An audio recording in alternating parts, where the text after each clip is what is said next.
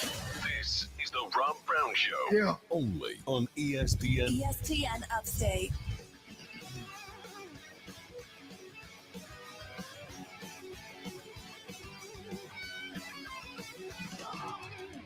And away we go, ladies and gentlemen, boys and girls, children of all ages.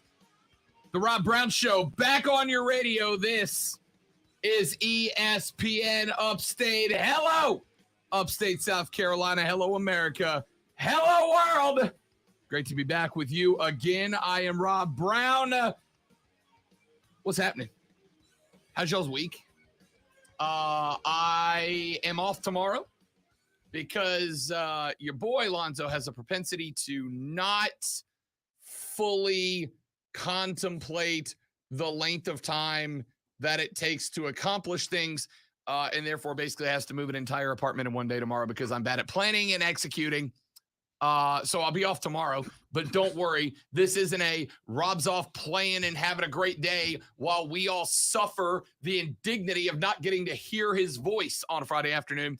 Your boy's going to be sweating his brains out between now and about 6 o'clock tomorrow afternoon, moving the entire Casa de Love into the new Casa de Love. That just means that today's show, Lonzo, must be excellent. It's only you. How much stuff can you have? I mean, I realize you've got some heavy band equipment. Guitars can be fairly heavy. 7 of them. If you haven't held an electric guitar before, some of them are a little weighty. 7 of them, 3 amplifiers, and about 3 backpacks worth of wires, cables, pedals, effects mechanisms, recording boards, microphones, mic stands, and that is literally just one corner. Yeah, that's just like a gig weekend. I mean, that's just like you're going to play somewhere. And because when you're as skilled of a guitarist as Rob is, your guitar tech has a different guitar ready for each song. So, I mean, there's that. Your guitar tech. You know who the guitar tech is in my band, Lonzo? You are. It's me. I'm well aware of that. It's me. So I don't think that I said anything false. I'm also the guitar carrier and the guitar packer and the guitar unpacker and the guitar cleaner. I promise you, my guitarists always seemed to be sparse whenever it was time to load and unload equipment. You just we couldn't find them. I don't know why. The drummer asked me once, "Hey man, why don't you bring like 3?" Because you got to tune throughout songs. You got to, I got a couple of songs that play in drop D, so I got to retune for a drop D, et cetera, et cetera. And he's like, "Why don't you bring 3 or 4 guitars?" And my response was, because then I'd have to bring 3 or 4 guitars. That's the reason. I just got, you already look cool on stage, but you know how you would look cooler? Is if you had somebody else bringing me guitars. Well, that too, but if you had 3 or 4 guitars set up in the background, I mean, that would be pretty sweet. I mean, I already look cool. I don't want to overwhelm the audience. Well, of course you do. How it works. So after that, what do you got to do? Carry your sleeping bag? I mean, you probably don't have a whole lot else to carry. So sleeping bag. Lonzo's decided we're just going to stretch Wednesday on into Thursday. Welcome in. Oh, by the way, Texter says, "Rob, we're here to help you. Take our advice and leave the grandma pictures behind." And by the way, I did nothing but praise you in this segment about your awesome guitar playing and all this I gave you outs and everything. You just wouldn't take them. So Lonzo's fluent in 2 languages, common and sarcasm. His top 2. Yeah, only 2. Common is not. I wouldn't call that fluent. No. Ladies and gentlemen, we have many, many things to talk about today, and I'm tired of waiting for it. So, let's do lunch. This is a very nutritious lunch. All the food groups are represented. You guys are here. What in the wide, wide world of sports is going on here?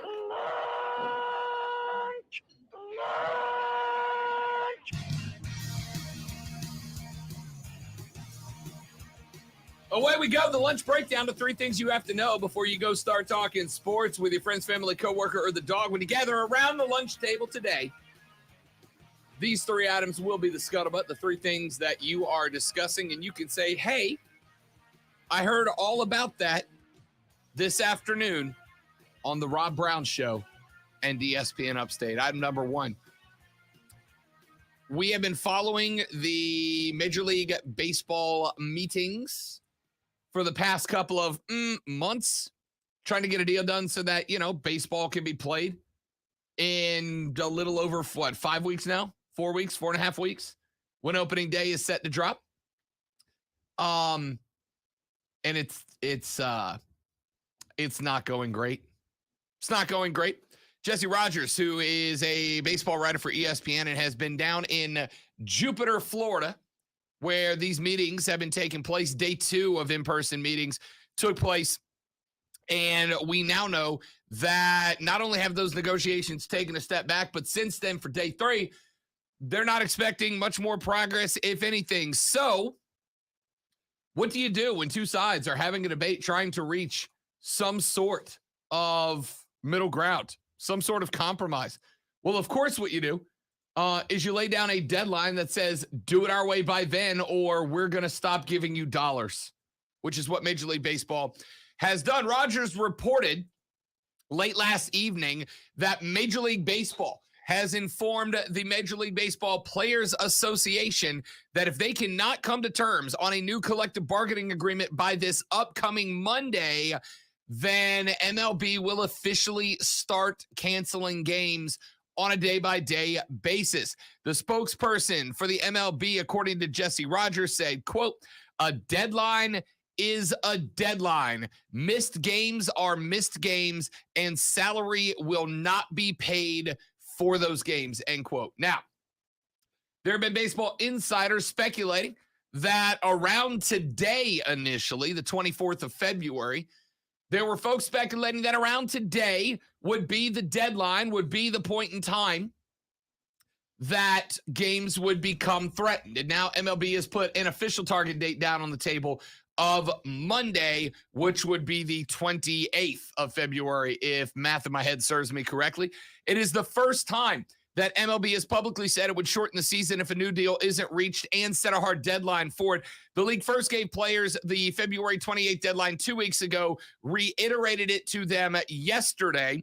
They said their reasoning is that the league wants to ensure they have 4 weeks of spring training, hence the Monday deadline, as opening day was scheduled for March 31st. The players have yet to acknowledge or say that they will act on the deadline. Of course, the two sides still remain very far apart on a new agreement, and the union is likely to pull expanded playoffs off the table if the players aren't paid a full season salary. Rogers says that's according to sources familiar with the union's thinking.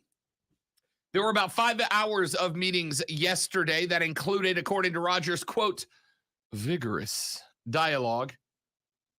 And all they got out of it was that the league slightly tweaked the minimum salary structure, offering $10K more in starting salary than previous proposals. The union wants minimum salaries to begin at $775,000 starting this season. The league is now offering $640,000 this season, with a $10,000 raise for every year of the deal after that. The union, according to Jesse Rogers, viewed that as a very minor and almost irrelevant concession from Major League Baseball. So after a grand total this week of about 13 hours of negotiations, what we know are a couple of tweaks both sides have made. On Monday, the league added $5 million to a proposed bonus pool for pre-arbitration players, now offering $20 million in the pool. The union wants $15 million added on. On Tuesday, the union reduced its ask for Super 2 eligibility, requesting that salary arbitration come to players who rank in the top 75% in terms of service time amongst those who have between 2 and 3 years in the majors, down from a previous request of 80%. It was 22% in the previous CBA. Those are the only two moves after 13 hours that have been put down in ink. And I'm kind of at a point that I know which side. Let me rephrase that. I don't really stand with either side. I stand with get it the hell done so we can play baseball, please, and thank you. Get it the hell done so that we can start figuring out if guys like Freddie Freeman are leaving or staying, so that teams can start building so we can get into spring training and whatnot. That being said, it is wildly disappointing to me, Lonzo, that all week long, Monday to Thursday, if we walk down to our boss right now and said, hey, boss, it's Thursday afternoon. Lonzo and I have put in a solid 13 hours of work this week. I think we're going to call it a day. What do you think the response there is going to be? I think this is the wrong day for you to say that, seeing as how you're not going to be here tomorrow. That's what I think. Fair enough. Good point. Now, me on the other hand, I still have 2 days of work left. So no, I don't think that would work. I think he would calmly look at us, then he would smile, and then ask us to leave the office. But yes. I will say this though. You mentioned something very positive. They made progress. What's the old Confucius saying? The journey of 1,000 miles begins with a single step. Yeah, there's 0 things and then there's 2 things. And, right. And they got 2 things. So that's you're heading where you need to go, possibly. The journey of 1,000 miles begins with a single step, which of course is a fine saying of the great philosopher Confucius, I believe. It might be Buddha. I don't know. I'm not a smart guy. All right. Here's what I will say, though, Lonzo. The journey of 1,000 miles begins with a single step. Absolutely true. If I tell Lonzo that he's got to be 1,000 miles away by 3 p.m., that first step doesn't look that great, does it? Does it? It would almost be, Lonzo, it would almost be as if, theoretically, you had a moving truck coming to move an entire apartment Friday at 8:30, and Thursday at 5 o'clock, you got home from work and you hadn't really packed anything yet. That's almost what it would be like. It would be silly, right? You'd go like, wow, you didn't give yourself enough time to get to the deadline, and it's kind of on you. And nobody would do that. That would be ridiculous, but it would be a similar comparison. I'm probably saying this wrong, but the saying actually came from Lao Tzu, which you've never heard of before. So it wasn't Confucius.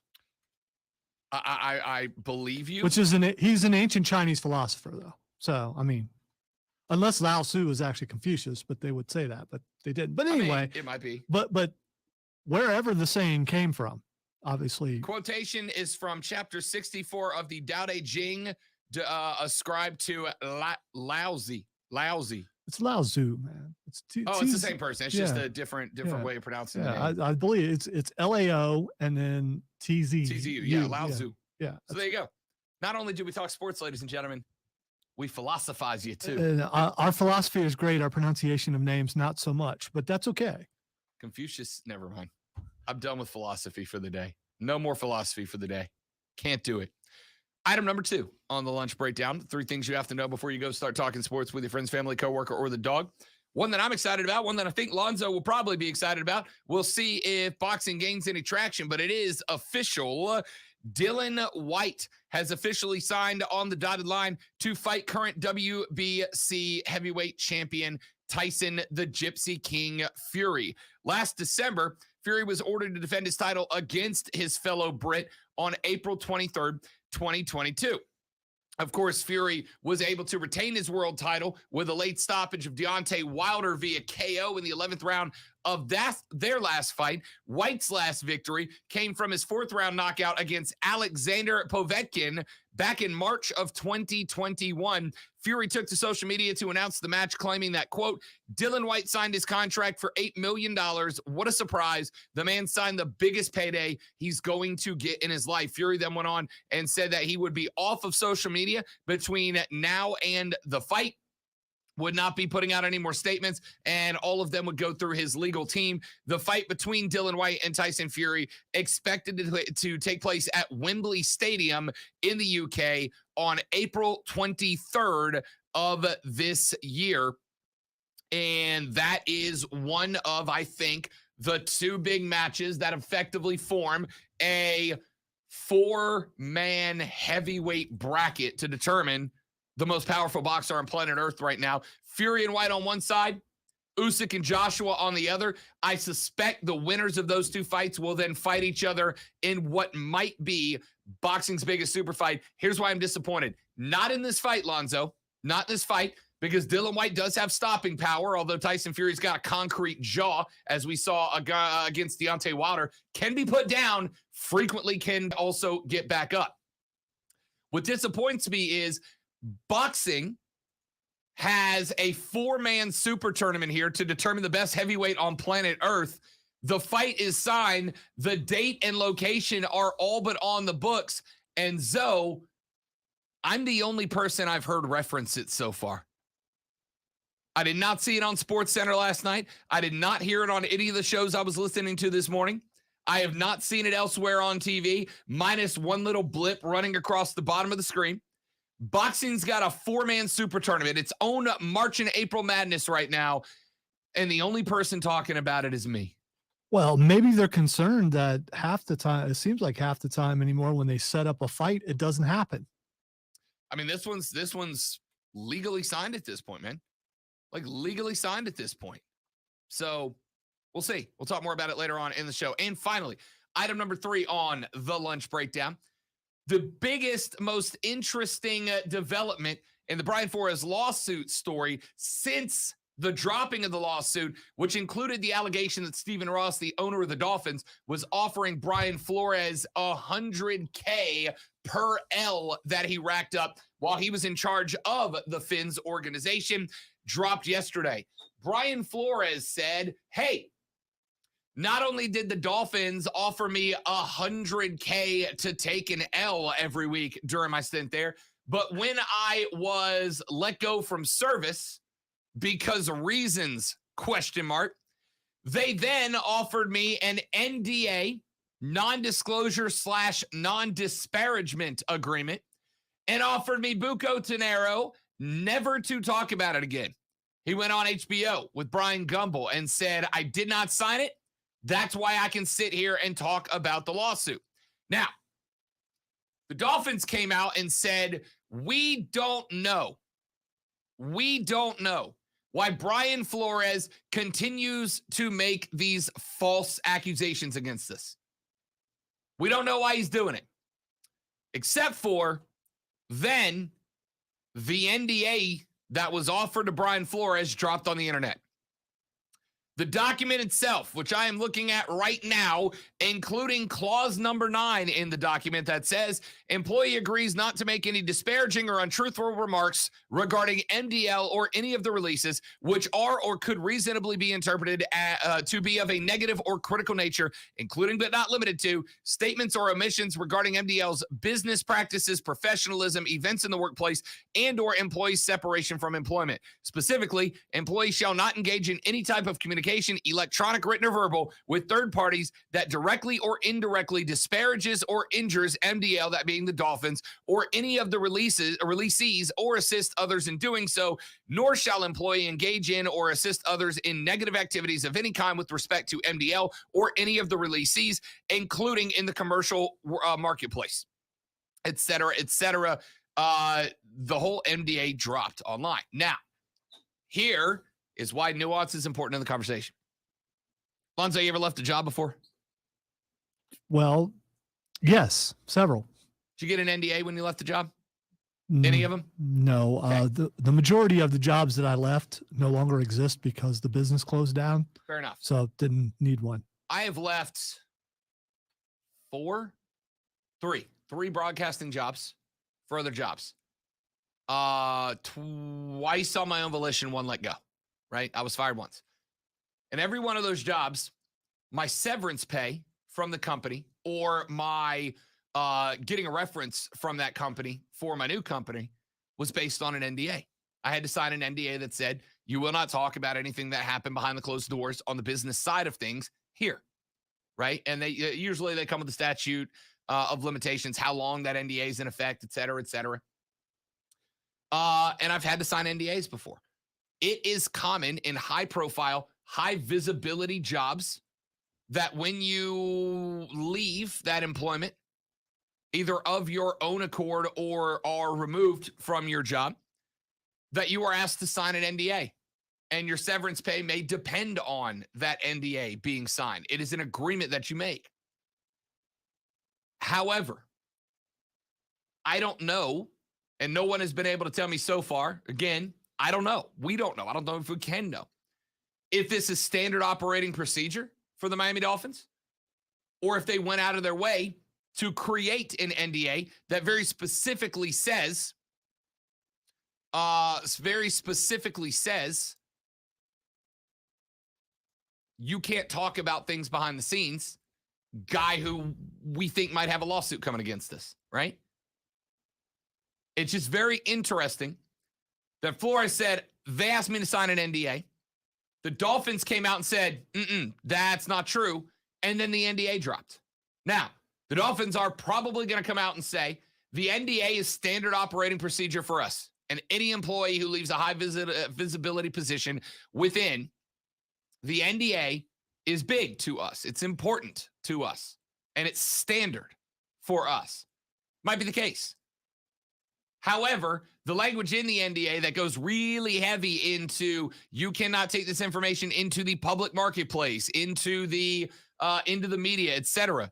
It seems pointed considering the situation that Brian Flores finds himself in today. All right, 844-GSP-ESPN, 844-477-3776 is the number. You can text us on the Preferred Home Services text line at 71307. Start your text with ESPN. You can also tweet us at The Rob Brown Show, at Lonzo on Word, and at ESPN Upstate. Email me if you got something more long-winded, don't want to come on the air. Rob Brown, B-R-O-W-N, Rob Brown at ESPNUpstate.com. Let's take a break. We'll come back here in just a minute from right now. Got a couple of texts that have been coming in. Want to address those. We'll get more into some other stories. Plus, earlier I used like 3 or 4 different cliches in setting up these stories. I put together a list yesterday, Lonzo, because I was bored at night of the worst cliches that we all use on a regular basis. And I want to run down them and see how many of them are fair or foul, because it's what I want to do. Back after this on the Rob Brown Show, ESPN Upstate. Prisma. The Rob Brown Show. Listen on your Amazon or Google smart speaker. Just say, play ESPN Upstate. Tell you about my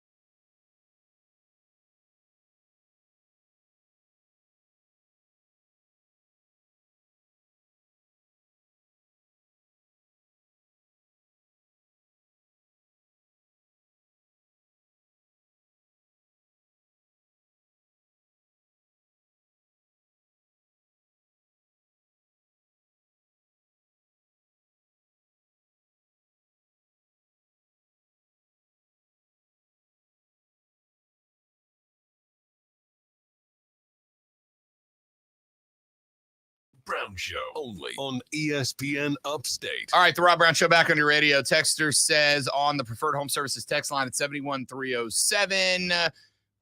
So let me get this right.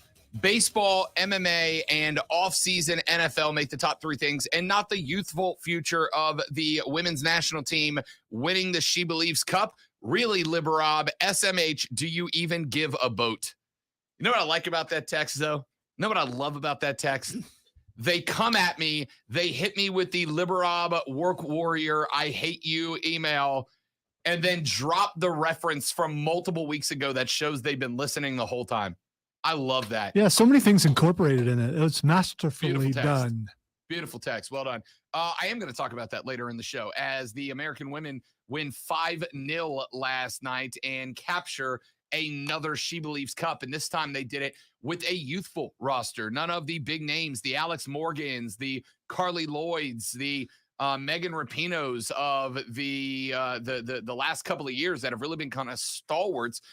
American soccer, both men's and women's, is at a transition point right now to a youth movement. And I am terrified that they might waste it on the men's side. The women's side just showed they have not. They are on the way. So we'll talk about that later on in the show. Texter says, sounds more like the Dolphins fired Flores when he refused to sign the NDA. If that's the case, the Dolphins are still accurate in their statement.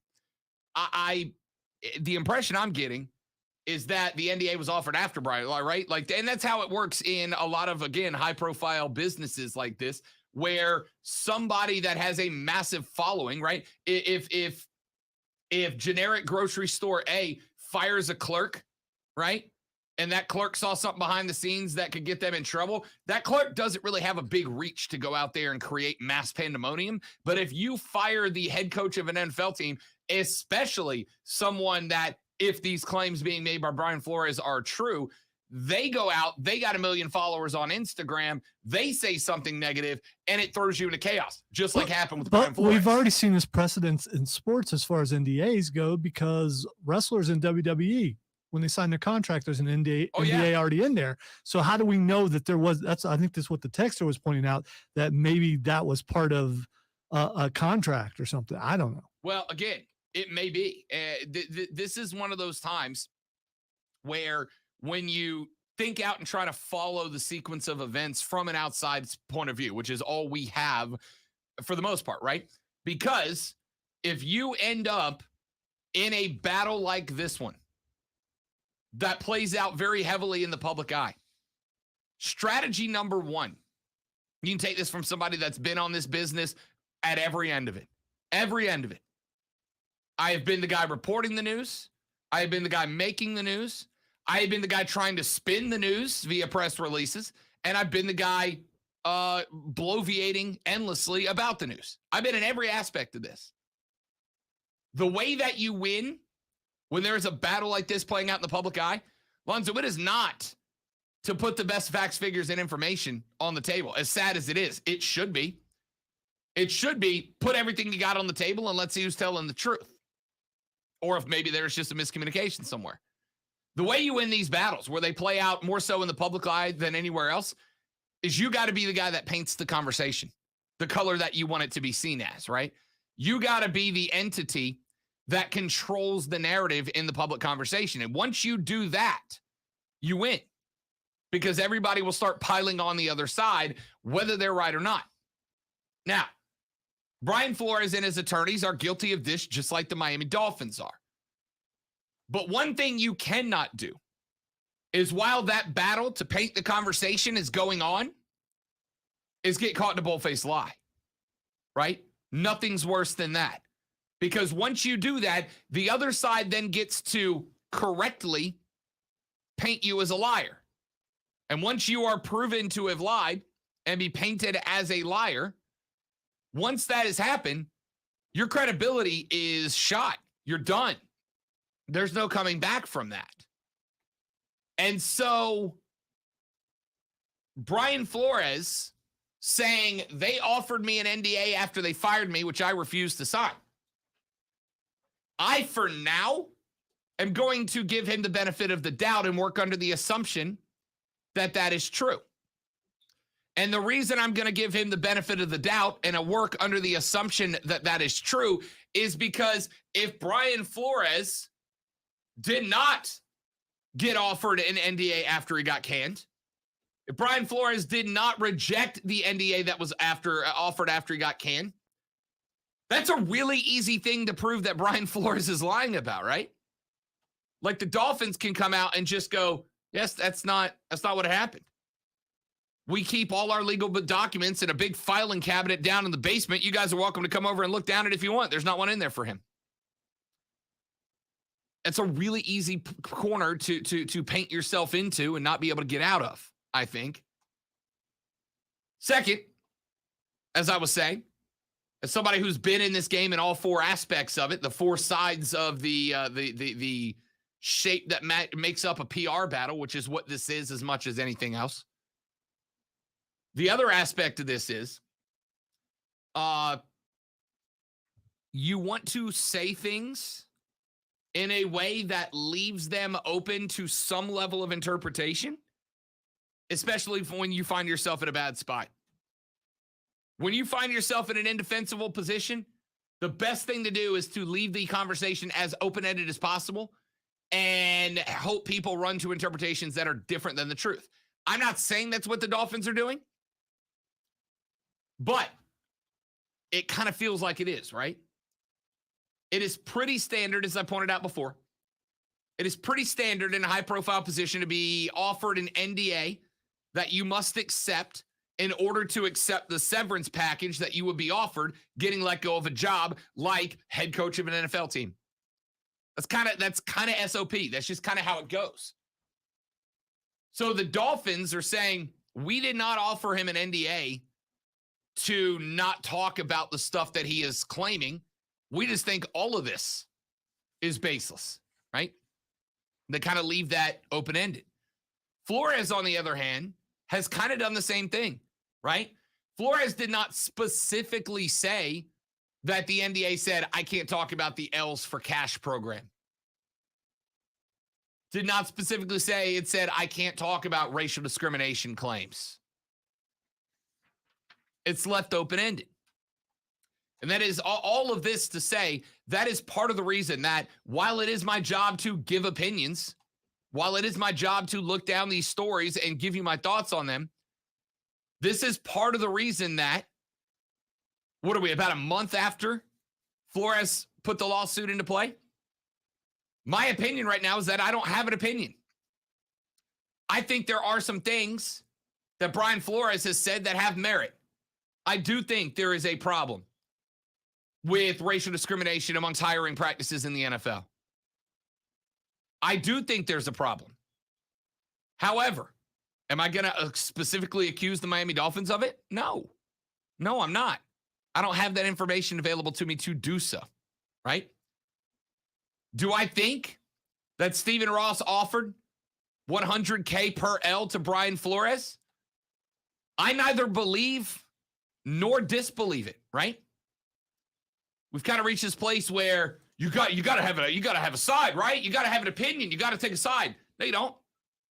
It is 100% okay to say in any situation, I don't have enough information to form an opinion on this. That is not only acceptable, that should be the default position for everyone. Well, you got to pick a side. No, I don't. No, I don't have to pick a side. I don't believe Brian Flores. I'm not saying he's incorrect. I'm saying I don't believe that he is correct. There is a difference between I do not believe the claim and I think the claim is false. I think the claim is false is taking a position. I do not believe the claim is not taking a position. It's the opposite of taking a position. I do not believe Brian Flores. That does not mean I think he's lying or I think he's wrong. It just means I don't proof positive believe him, but I don't believe that it's untrue either. I don't believe anything about it. I believe that Brian Flores has an opportunity to put his information and evidence on the table. I do believe that Brian Flores should be given the opportunity to go defend his claims in the lawsuit that he has filed. I believe that he should get the chance to stand in front of the public eye, genuinely. Levy his information, put his evidence on the table, and let us decide for sure. Would I love for him to do that today? Yeah. Yeah, I would, but he's not going to because he's going to wait for the lawsuit, right? You don't tell the party you're going after in a lawsuit what your best evidence is before you hit the courtroom. You want to catch him with it. So, pretty standard for a team to offer an NDA after they've let an employee go. Don't know if this NDA came after Brian Flores was fired or before. I suspect after. Don't know. I mean, we know most everything that's in the NDA. And again, it looks like pretty standard language to me, right? It feels pointed based on the allegations that Brian Flores has levied. It feels pointed. But I read through it this morning before I came on the air. It seems like pretty standard language. It's like NDA means don't talk about anything. And that's basically what it says. So as of right now, I don't have a position on it other than I can't wait for this lawsuit to hit a courtroom. Because if Brian Flores is carrying a home run bat with him, I want to see him drop it on Stephen Ross. But if he's not, and he's lying, Brian Flores has just done far more damage to the arguments of coaches that there's racial discrimination in hiring practices than helping it. Let's take a break. Back after this on The Rob Brown Show. I'm Rob, he's Lonzo, and this is ESPN Upstate. The Rob Brown Show. Listen on your computer and tablet at ESPNUpstate.com.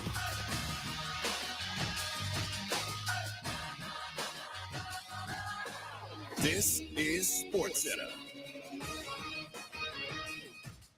I'm Christine Lisi. Here's the latest on the biggest story this NFL offseason. The wait is nearly over for the Packers regarding a decision by quarterback Aaron Rodgers. League sources tell ESPN's Diana Rossini Rodgers will be informing Green Bay of his decision soon. There are multiple teams with offers on the table for the four-time NFL MVP, but nothing can happen until the Packers allow a trade. Yesterday, GM Brian Gutekunst said there's no deadline for a decision from Rodgers, but added the sooner the better because of the impact it'll have on the other offseason moves. The QB's options: return to Green Bay, ask for a trade, or retire.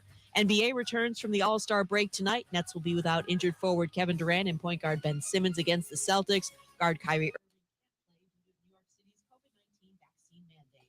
As guards Darius Garland and Karis LeVert won't play against the Pistons due to injury.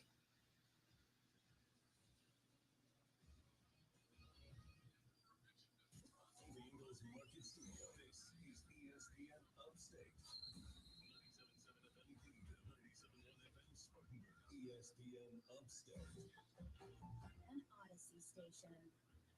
Imagine a hot, fresh pizza just the way you love. Oh, baby. At Mellow Mushroom Pizza Bakers, we're all about the living. Our pizza starts with hand-tossed spring water. Has he walked up the ramp yet? Freshest toppings and Not up the ramp. Punk just came down. Okay, keep watching. salads, hoagies, and beer from around the world, too. Come enjoy the taste you love at the Mellow Mushroom on Augusta Street.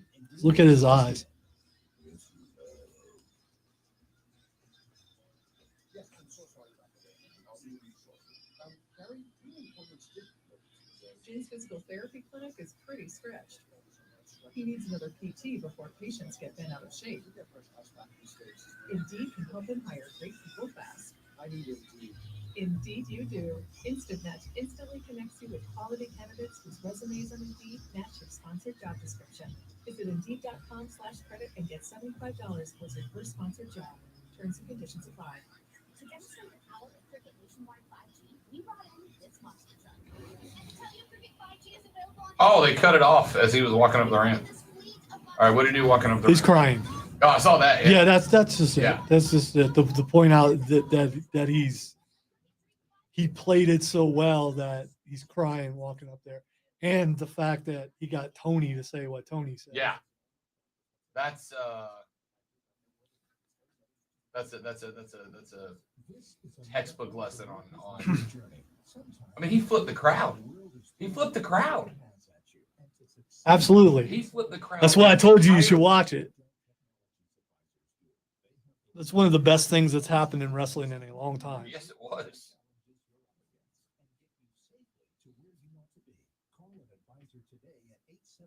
I just sent you something. I don't know if it's real or not on Twitter.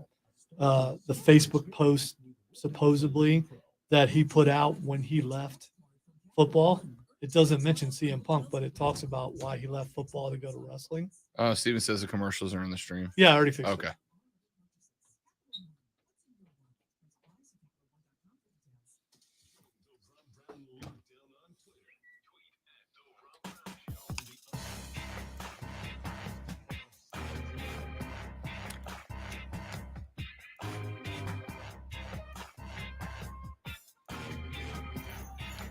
All right, the Rob Brown Show rolls on. This is ESPN Upstate. Rob and Lonzo and you. Texter says, I want to see Brian Flores look like a complete moron on the national stage because I'm so tired of this race-based bull boat we have to deal with these days. It is awesome that race doesn't impact your life. It's beautiful for you, but it does impact other people's. You don't have to accept that as your reality, and that's okay. It is the reality of millions of other people. Now, I agree. I will say this. If Brian Flores is proven to be lying in anything that he's claiming, right? And one thing that's really interesting, and I promise I do not mean for this entire hour to be the Rob Brown philosophical hour. I promise I don't. It just happens sometimes. One thing that you are going to see a lot of people do, politicians do it, authority figures do it, religious leaders do it.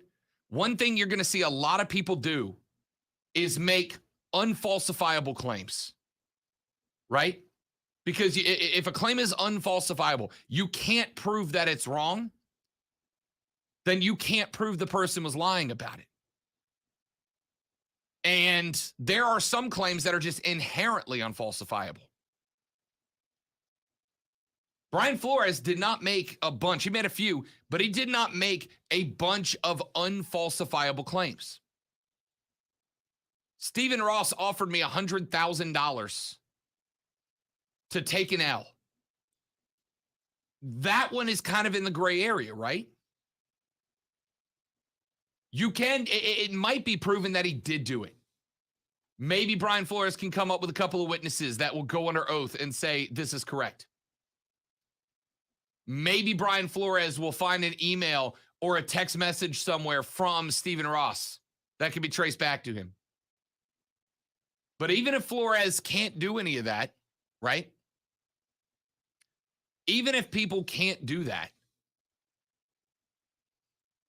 or Flores can't do that, it's kind of unfalsifiable if he was to say, look, I was standing in a locker room. Nobody else in the team was there. Stephen Ross came up to me and said, hey, this is between you and me, right?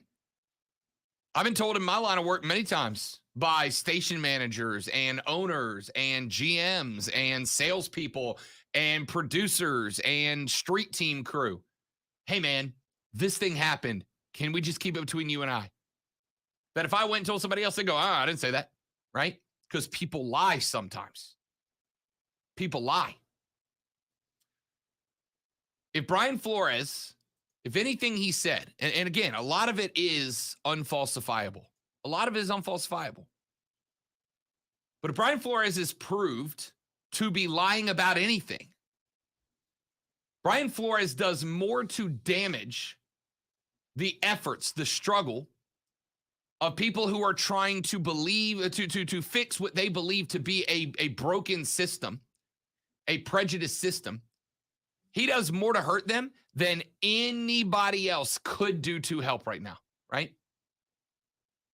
Because if you believe that there is a racial component to the hiring practices of the National Football League, lying about your experiences is a really good way to get people to go, you know what? I can't deal with that.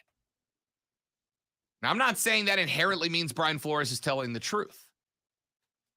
What I also know is that Stephen Ross and the Miami Dolphins are going to get their day to defend themselves too.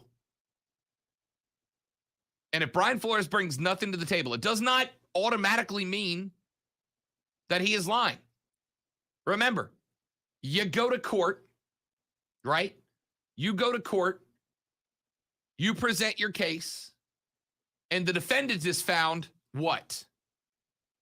Guilty or not guilty. We don't say innocent because innocence is really hard to prove. Guilty or not guilty doesn't mean innocent. It just means you haven't been found guilty. Does not mean you didn't do it. Just means there's not there enough to prove that you did. This is going to be ugly. And again, same text says, I disagree. Might be reality for 10,000 or so people, but in all actual reality, most people don't see race, don't care about race, don't want to hear about race. I disagree with you. And by the way, there's nothing wrong with seeing race. We are different, and there's nothing wrong with that. Racism is when you don't embrace the differences and you believe that people are better or worse than others because of the differences. There's nothing wrong with we're different at all. But if you think there's only 10,000 people in America who have their lives impacted by race, I got multiple personal stories from my days growing up in the Deep South that tell you that's wrong. I think you're both wrong. I think there's no way to put a number on it. It might be more, it may be less, it may be somewhere in between. I think it is generalizing. It's out there, yes. Do we know? That's all I ask. Is it out there? It's definitely out there. The amount of which it's out there, there's no way to pinpoint a number. I don't think you can pinpoint a number of people that are affected by it. Do I believe you can pinpoint effects of it? Yes. And I believe it's been done multiple times. I got a study saved on my laptop at the house from a number of years ago that I used to go to and cite regularly. I want to say it was Stanford. It could have been it may have been Ivy League. But one of the schools submitted identical resumes to different companies. Identical resumes. And on one name, they would attach a generic white person's name. And on the other, they would identify an African-American name or sounding name to it. And they found out that across the board, the people with white names were called with identical resumes were called for an interview at something like 28 times the number of times. Yeah. And I haven't read the study in a while. I'll go find it so that, I'm not bloviating here. The point is it's real. And Brian Flores says it's a problem. Now, is this going to impact the lawsuit? I don't know. Because I got to tell you, it's going to be much harder to prove that there's discrimination in hiring. And that's one of the reasons, Lonzo, I think you've heard me say and can back me up on this. What have I said is the number one story out of Brian Flores' lawsuit? The $100K for losses. That's eating up most of this discussion. Which I still just don't believe. And again, am I taking a side on this? Yeah, I just don't believe that. How would you do something like that with the chance that it could be traced and proven that you did that? If the money specifically put aside, right? I mean, again, he may not have put it aside, right? He may. I can go up to you right now and say, Lonzo, I'm gonna give you $100 to do my daily promo next week every day. And Mark Hendricks goes, Rob, that's your responsibility. And Lonzo goes, Rob told me to give me $100 to do it, and I can go, no, I didn't. Lonzo's lying, and there's no way to prove who's right. That's what this is. You're right, but ultimately, if anyone doesn't get anything done, it's still my fault anyway. So I want you to know that. All right, let's take a break. We'll come back. We'll wrap up hour number 1. Got a couple of things for you. Put together a list of the worst, 12 cliches in the English language. For those of you who know me, I hate cliches. I get the 12 worst in the English language. I want to see which ones you do and don't like because I'm genuinely curious. And also, Lonzo, this may shock you. We have sports to talk about. Back after this on the Rob Brown Show, ESPN Upstate. I hate when you do that because you're implying that we haven't been talking sports and this is a sports story. So, I mean, Fair enough. It's like you haven't defend what you just talked about. Someone opened my eyes to this a few years ago when I defended every time I talked about wrestling on my show.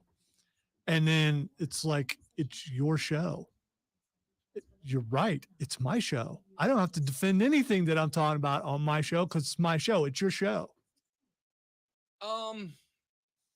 Yes, and that my name's on it. Yes, and that I prep it and plan it. I'm going to MJF here and flip the script. No, you're going to attempt to. I'm gonna attempt to MJF and flip the script. By the way, Punk coming out and asking him, "Is that true?" Without a mic and without music. Oh yeah, it was great. Wow. Oh, it was great. Again. Wow. How does that feud? Where do you take that feud? That's incredible. It's my show and that my name's on it. I genuinely have never operated under the premise of this is my show.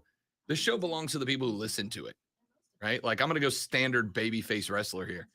The wrestling show is not the wrestlers. The wrestling show belongs to the people in the crowd. This show belongs to the people who are listening to it. I think the defense is not against the people. It's against maybe the powers that might say, why are you doing this? But I don't know how regulated you are, and I don't believe you're very regulated because I don't think that's standard process around here. So it's like you're building a defense just in case, and I don't think it's necessary. Look, I've had probably 6 texts from people coming that have texted so far going, move on, I don't want to hear about this. Yeah, and I'm still going to talk about it. But they're listening. We're getting responses. That's what we're supposed to do. And there are aspects, like, for instance, we get plenty of messages from people that are like, stop talking about wrestling.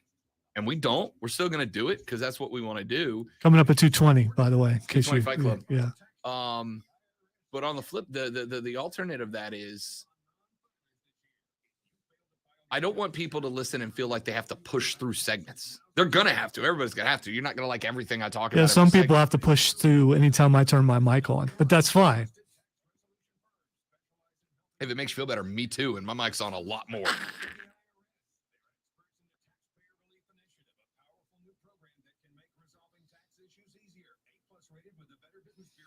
Just trying to give some grandfatherly advice. That's all.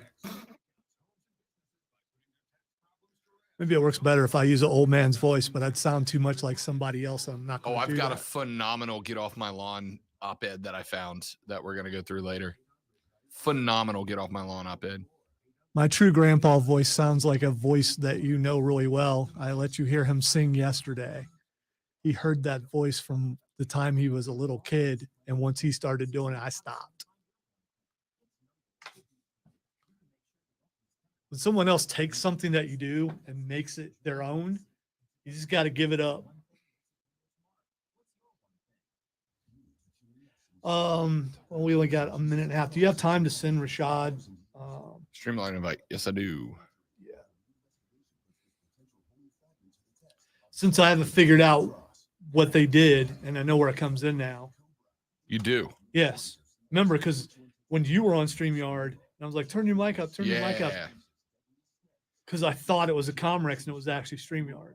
So they moved StreamYard to 2 and moved the other Comrex to 3. It doesn't make sense, but that's what they did.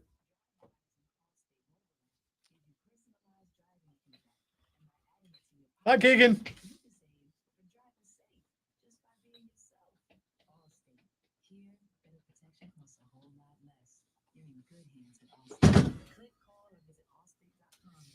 And I will call him too, just in case. But since I have jumps in before then, since I have it, yeah, because then I could test it.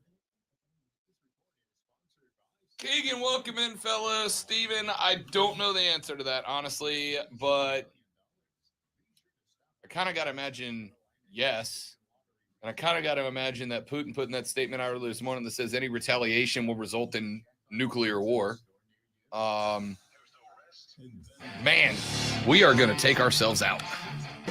I believe it.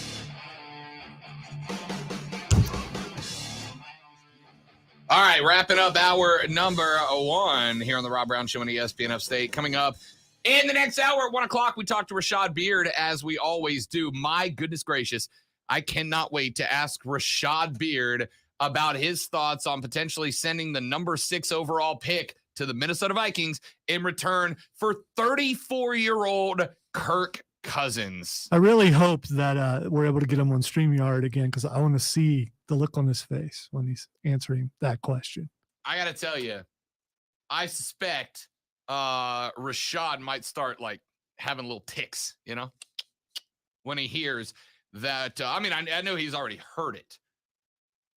It's a bad idea, right? Like if I got to tell you, if they send a 6 overall pick to Minnesota to bring down freaking Kirk 34-year-old Cousins, I might lead the protest around Charlotte my damn self. All right.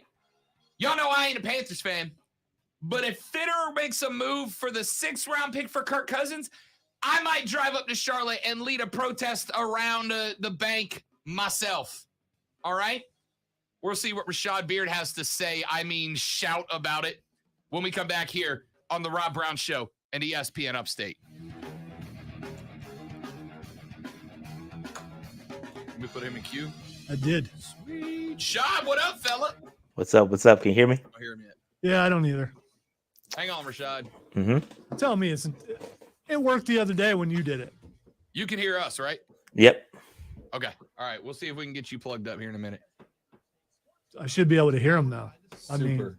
yeah, this sucks. But I need to. We'll just have to do what we did last week, I guess. Put him on the phone. Which worked fine, That's- but yeah, but it worked when you were at home. I don't I was on the understand. Comrex. No, but I was getting your sound through StreamYard at first because I was saying, man, you need to turn your mic up. And then I figured out that it wasn't on StreamYard. Well, let's get him dialed up, I guess. I will.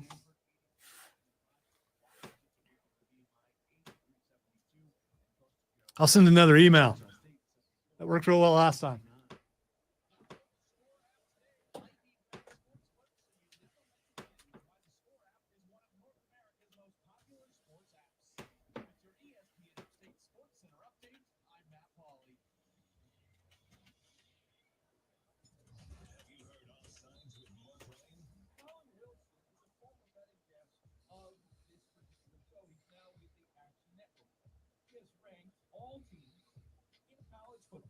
Yep.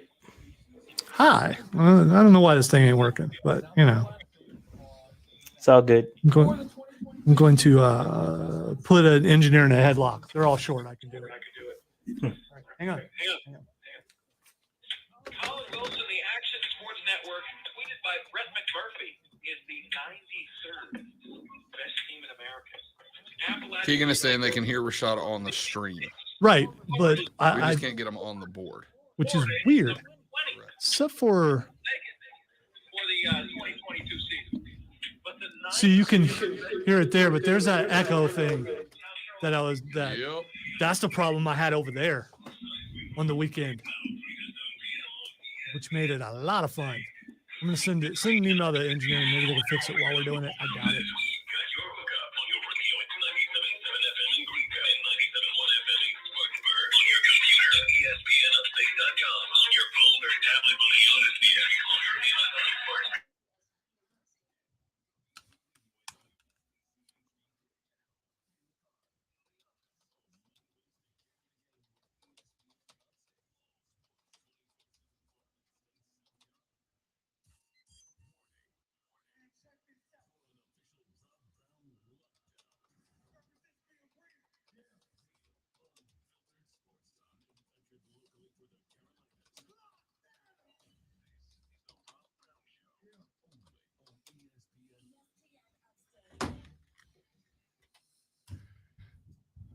Hour number 2 of the Rob Brown Show goes now. This is ESPN Upstate. Welcome back, Upstate South Carolina. I am Rob. He is Lonzo. And to the phone lines we go, as we do every Thursday, to talk a little Carolina Panther football with a host of the Panther Nation podcast joining us live and on the stream at facebook.com/ESPN Upstate. You can actually watch, and I'm interested to see if Rashad Beard is going to internally combust like the drummer from what was the Lonzo? What's the movie I'm thinking of?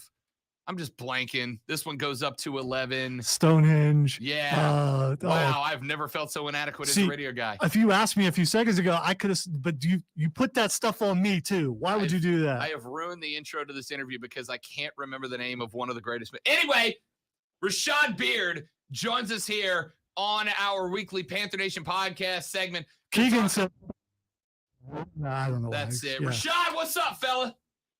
What's going on? Nothing much over here. I got to tell you, Rashad, there's ordinarily we start this interview and you're like ramped, you're like ready to roll. And for some reason, it kind of seems like you slump back in the chair a little bit. You're a little quieter, a little less energy, hyping up the crowd here. What's going on, Rashad? What's happening, buddy? Dude, I have no idea. I have no idea what's going on. Every week it's something new, a new rumor. And I'm just like, hey, whatever happens, happens, man. I have no idea where we're going each week. So I'm just kind of waiting like everybody else to see what we're gonna do next. You know, there's a philosophy called fatalism, which basically is just the acceptance of, hey, bad stuff's going to happen and you just got to let it happen, right? Have you just gone full fatalist with the Carolina Panthers right now? It's just like, hey, whatever. Yeah, honestly, that's about where I am. And I believe I could speak for Panther Nation. I think we're all like this at this moment. I don't think, I think I said this a couple of times on this show, and I've said it a million times on my show. I don't think I felt this bad as a Panthers fan ever. I think this is like the worst situation going into a season that we've ever. I mean, even going back to the 1-11 seasons, right? We were getting rid of John Fox, bringing in a new coach, we going away from Jimmy Clausen. We're getting ready to draft Cam Newton. So there was hope. And right now, I just don't. I don't think I've ever felt this way as a fan. We have no direction, and it's every week it's something new. There's nobody seems to have any control over anything. It's rumors here, rumors there. One minute the coach is speaking all crazy and saying everything, and next minute is radio silence. And I have no idea. So I'm just taking it for what it is, and wherever they take us, it's gonna have to roll with it, man. All right. So the big conversation has been about the quarterback, right? And like I keep having to remind Rashad Panthers fans that even if Deshaun didn't say, I don't want to be there, which Florio from PFT said he did. Even if the Vikings said, yeah, we'll give you Kirk Cousins and we don't want your 6th round pick for your 6th overall pick. We'll take a 4th rounder for him, whatever. Even if you got one of those cats, you still got Darnold. You still got PJ.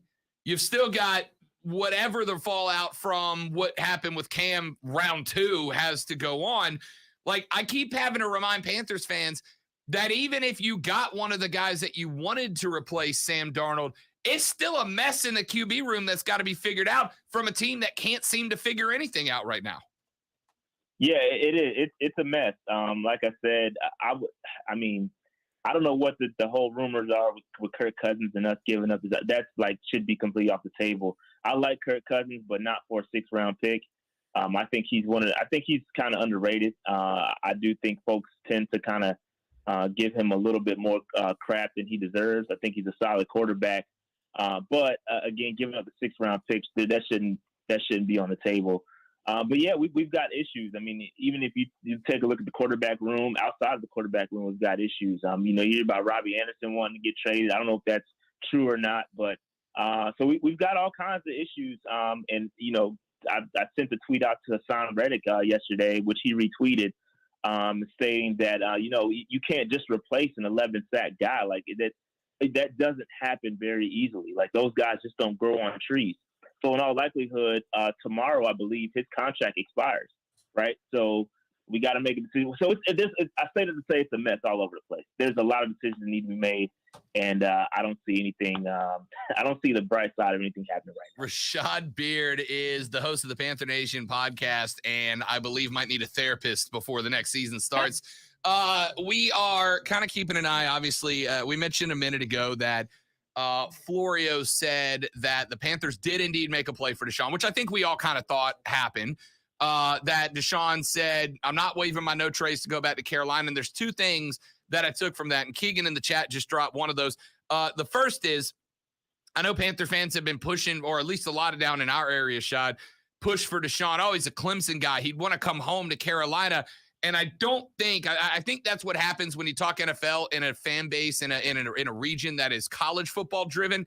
People think that those college allegiances carry over to the NFL. They absolutely do not. So if that's what you were relying to get Deshaun here, sorry. The second thing is, and Keegan just pointed it out, he said, what quarterback would want to be in Carolina anyway? They come into a situation where they're already on thin ice, have a short lease. If I'm a quarterback, there's no chance I'm headed there. And I really think the only way you're bringing in a top-tier quarterback, Rashad, is if you strong-arm a guy into being there who doesn't want to, in which case you might as well not have done it in the first damn place. Yeah, no, I think you're absolutely right. And I think that's a message I've been trying to send to Panther Nation for a long time. Like, guys have to want, especially in free agency, and we talk about quarterbacks, they have a little bit more pull as well. Guys have to want to come to Charlotte. They have to want to come to Carolina. And whether it be for a collegiate connection or something, they have to want to come here, right? And I think that's very important. And it's something that needs to be said, right? Those guys have to want to be. And that goes for any free agent. Like, any free agent that wants to come, that is going to come to Carolina, they have to want to be here. So I think that's very important. That's very important for guys, and something to factor in, right? As far as Deshaun, I don't know what his motivation is. He's going to have to want to be somewhere. He's got a no trade clause, so he has to waive that in order to go somewhere. So yeah, I mean, he's not going to waive that to come to Carolina, like, for the reasons that were just stated. Like, we have a head coach that's on essentially a lame duck season. We have no direction, essentially. So why would anybody want to come here? So it's right, nail, head, hit it right on the head. Rashad Beard here on the show. Yesterday, Rashad, I'm a New Orleans guy. I'm a Pelicans guy, and I heard JJ Redick roast Zion Williamson, right? And I got into a conversation with Keegan, funny enough, who's a Pelicans guy as well, because we had a couple of players, CJ McCollum, come down from Portland. And the guys that came down from Portland, like, they're already bought in, right? Like, they're putting IG posts up about going to Mardi Gras and where do I eat and where do I drink and all that. I think the best teams at a professional level, yeah, you got to have good players. But you got to have guys that are bought in and believe and want to be there. And I got to thinking, if you look at this Panthers roster, of which there are some bright spots, right? Like, you and I looked for silver linings a couple of weeks ago. We came up with a couple. Here's my question. Knowing Matt Rule's a lame duck coach, because I don't think any of us believe, at least I don't, the Panthers are making the playoffs next year with what they got, right? So your coach is a lame duck. If you're an NFL player, you're about to basically sacrifice 1 year of your career because you can't go anywhere. This could very well ruin the Panthers roster from the inside. Forget trying to get guys to come in. The guys that are there and have said I want to be there, if I'm looking at this team and knowing all of this chaos is happening, I might be trying to force my way out too. I have said keeping Rule is a disaster, Rashad, not because the Panthers will be bad next year, but because whether they are or aren't, you're backing the roster up 3, 4, 5 seasons it will take to recover from fixing what the bridges that Matt Rule's going to burn on his way out of Charlotte. Yeah, and I think that's also to a point to where, drafting, that's why the draft is so important, right? Because you essentially get guys and they have to be here. For all to the purpose. Like, some guys can kind of force their way. We've seen Eli Manning obviously force his way out in the past, but for all intents and purposes, that's why the draft is so important. You get guys that buy in from day one. But I feel like, and I agree with you, man. It's a mess. It is a mess, and like I said, that plays into, it's like Doctor Strange, right? You try to figure out all the different ways. You're trying to find one way for this thing to go right, and it's just like, man, I can't see it. I can't see it, and I think you're right. You're absolutely right that it could ruin this franchise tenfold down the line. Things don't turn around, and 4, 5, 6, 7 years from now, guys that are on the roster now may say like, "Yo, I don't want to be here anymore," and now that could absolutely ruin the morale. So you're absolutely right, man. And I don't really know. I don't have like a rebuttal. You're right. I mean, I don't know what else to say. Like, you're absolutely right. Rashad Beard, host of the Panther Nation podcast, joining us here on the Rob Brown Show on ESPN Upstate. All right, let's click over. We also found out after the Deshaun story broke that the Panthers may have all the way up to reached out and made an offer for Kirk Cousins up in Minnesota. Now, you've said a number of times, I don't want to retread quarterback. I don't want to bring in another guy. I don't want to repeat the Sam Darnold experiment. I think there's no argument Kirk Cousins is better than Sam Darnold. And I don't think anybody's going to argue. And I'm kind of with you. I've been begging on the trade idea too, but not because Kirk Cousins is bad. I think Kirk Cousins probably doesn't get as much credit as he deserves for what he has accomplished with some questionable teams, right? Like, Minnesota the last couple of years has been an okay roster. And then Kirk Cousins was able to have him as a playoff threat both seasons. The problem I have is giving up a 6th overall pick for a guy that's 34 years old and has been good, not great for his entire ride. That, however, kind of comes back to what we were talking about, Rashad. That's the mark of a coach who cares more about winning 1 year than he does about 7. And that's the situation the Panthers are in, literally illustrated if Matt Rule cares only about winning next year, Kirk Cousins is a great pick, except for he's 34. And what's going to happen if Matt Corral or Kenny Pickett or Malik Willis or any of the other quarterbacks that are available at 6 go on to have Patrick Mahomes-like careers? But hey, Matt Rule won for his 1 year. Like, this is exactly what we talked about, right? Hey, let me jump in here. Let me jump in here real quick, Rashad, because I wanted to see this. And Kirk Cousins' career record, do you know what it is? And you can say I'm going to go 60%. It's 59, 59, and 2. Dude, is exactly 500. That's what you want. Yeah. Yeah, so let me push back a little bit on that, because the same can be said about Matt Stafford before he got to LA, right? So he was a very mediocre, average quarterback. However, what the Carolina Panthers don't have, we don't have an Aaron Donald. We don't have a Cooper Kupp. We don't have that offensive line. We don't have the perfect situation where a quarterback comes in on an improved roster. So while I agree that Kirk Cousins individually is a mediocre talent, I think that's really what I think ideally that's what Matt Rule wants. Like all they've been dealing with is mediocre quarterbacks. Build around it and see what he can do. I think the problem is that the roster's so bad around said quarterback that these quarterbacks can't uplift and they can't propel the team to W's. And that's the problem, right? I mean, you could talk about quarterback, but you have to have the team to surround said quarterback if you're going to go that route. Now, and going back to your point, Rob, I think this is what I've been saying. This is the exact rock hard spot that I've been saying for a long time, right? You talk about winning right now. Matt Rule doesn't care about next year. He doesn't care about year 5, 6, and 7. He has to, when the pressure is on him to win right now. And what he can't do and what he may not be able to do is put his coaching career in the hands of a rookie quarterback. So that's the problem. That's where you see us going out to talking to a Kirk Cousins. And I think that's not a bad idea. Like, I like Kirk Cousins. The problem is that he's going to be expected to have a Matt Stafford-like season without the Matt Stafford-like team. That's the problem, right? So we can talk about Matt Stafford all we want to, and we can talk about bringing in Cousins. The problem is the team surrounding said quarterback. And until you fix that, it won't matter who you put behind center. No, I agree with you. And you know, to kind of finish up that point, my thought here was, look, if I'm in Matt Rule's spot, right, and I know we're coming off a couple of good years, and I know I'm not going anywhere for 5, 6, 7 years, I had to tell you, I'm looking at Malik. I'm looking at Malik Willis because I think that guy is Lamar Jackson light. I think that dude's got all the tools. I think he was hindered for the same reason. Not much of a team built around him at Liberty to go out there and flash the NFL greatness, but I think we saw it in spots anyway.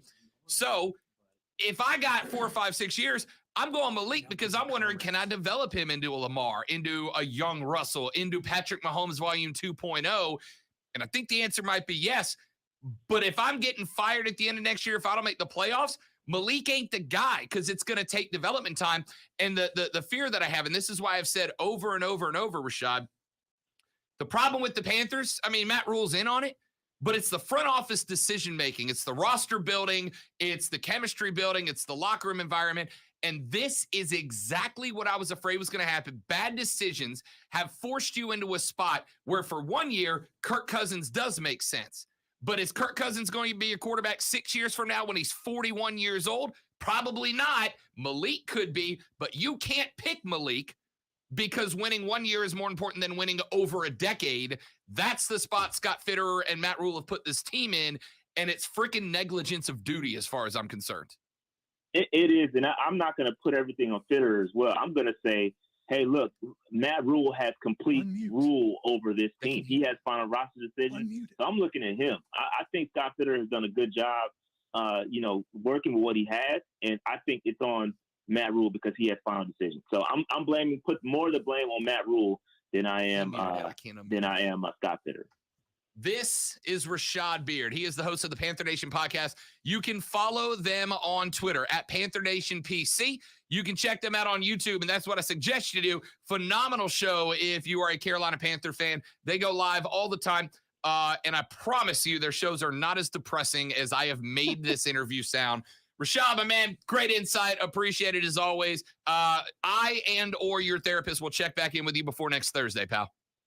Hey, listen, man. All the things I can do is turn around and go look at the old times. Right? That's why I got Jason. Stephen Davis. I'll go put on some 2003 film and make things a lot better. I So like yeah, it. exactly. That's he read my mind. So I can go back and look at that film and brighten my day. So no worries over here. Rashad with the Mike Davis and Jake Delhomme jerseys hanging in the background. I assume he's going to go hug one of them after we get off the air here. Rashad, my man, appreciate it as always. Big dog. We'll talk to you next week. Sounds good, man. There you go. That's Rashad Beard, host of the Panther Nation podcast. You can find them on Twitter. You can find them on YouTube at Panther Nation PC. Follow, subscribe, hit the bell. They do great stuff if you're a Panther fan. They may even be able to keep you from being depressed. Back after this on the Rob Brown Show. It's ESPN Upstate. All right. So turns out that Rashad had muted himself. Correct. So there's no way, unless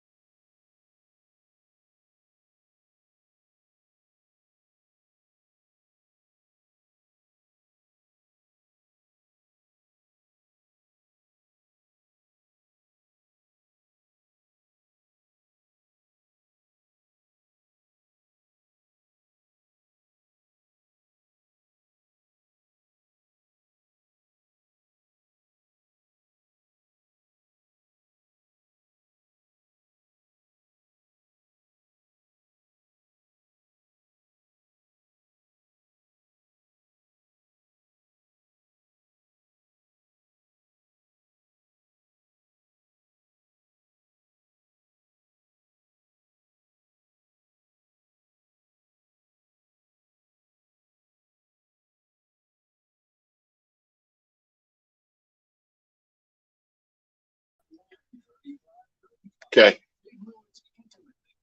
Unmute yourself. I'm not muted on this. Well, I'm muted, so we won't be able to hear. Oh, look at us. We got the whole game here. Of course, I'm getting good feedback. I don't hear anything though. Check. Now I hear it. Coming through over there. Yes. Okay. Say something again. Something again. Just came through the board. So, okay.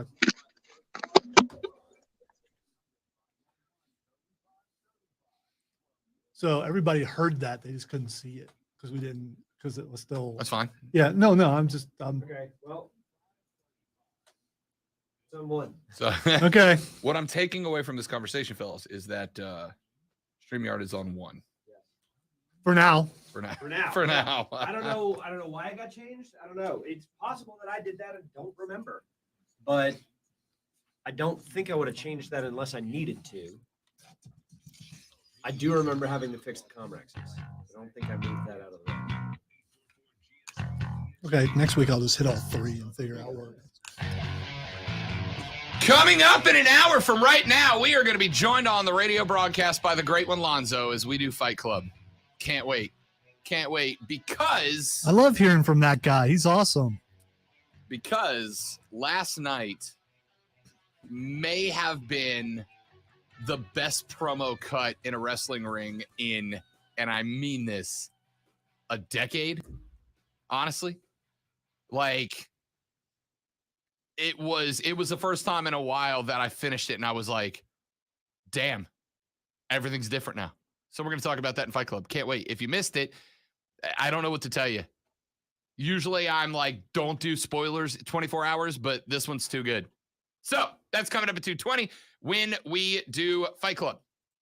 In the meantime, a couple of things I want to get to between here and there. Can I just get this out of the way? I didn't intend for this to be a segment on the show today, but I got to do it anyway. Fox Sports just put up on their Twitter account a minute ago a question that I've seen popped up like a lot. They asked the question, should MLB, if we, play baseball this year, ? I was going to say that's a sport, right? Yeah. If we play baseball this year, Fox Sports asked, should Major League Baseball ban the shift? Ban the shift. Now, for the 6 of you that don't know what the shift is, basically you take one of, ordinarily in a standard formation, you have your first baseman and second baseman, both in the infield between first and second, your shortstop and third baseman, both on the infield between second and third. Get the most coverage, right? But if a guy comes up to the dish who is known for pushing the ball over to first or pulling the ball over to third, what a lot of folks will do is they'll take one of the infielders on the opposite side of the field and they'll move them over to the other side of the infield, right? And then you'll have 3 guys covering up one side of the infield and just one guy covering up the other side. Okay, I have to interrupt. Why is that? Why do people not like that? That's just strategy. Thank you. I mean, last I heard, you play to win the game. You play to win the game. Which means you use strategies to make that happen. So, yeah, I don't have a problem with it. Turns out, if but you then hit again, the ball over, we just wouldn't understand. Why are baseball purists the worst? Why are y'all just the absolute worst? You shouldn't have the shift. Why? Because that's just not how it's supposed to be. Well, then quit hitting the ball over there. I got to tell you right now, if I went up against the defense that had 3 guys overloaded to one side and 1 guy on the other, now I'm not a smart man, Lonzo.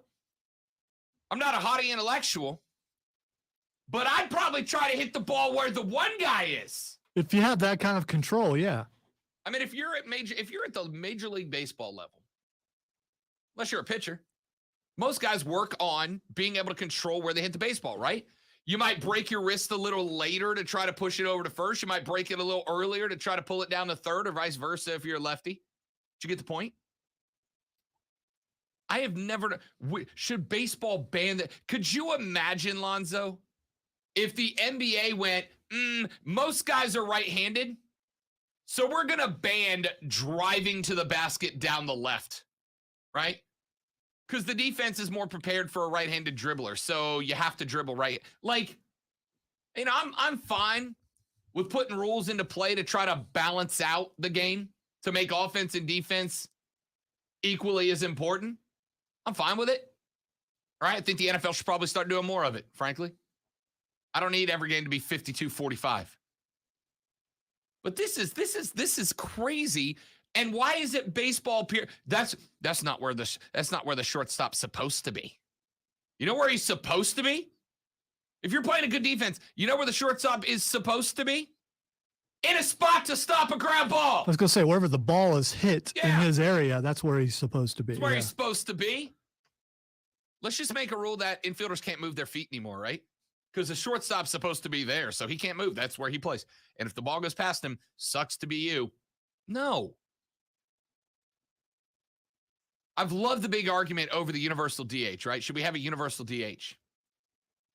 I don't care. I don't care. Just make it consistent across the entire Major League Baseball roster. Yeah, I keep hearing, well, people don't want to see pitchers hit. Yeah, you kind of do. They're a player, so they hit all the way through Little League, through high school, probably through college if they play there, and then suddenly they don't have to when they get to the pros. My homie Shohei Ohtani would like a word with you. Pitchers can't hit. I don't care. I don't care. If you want to make it to where no pitchers hit, that's fine. If you want to make it to where every pitcher hits, that's fine. Just do it across all of baseball, right?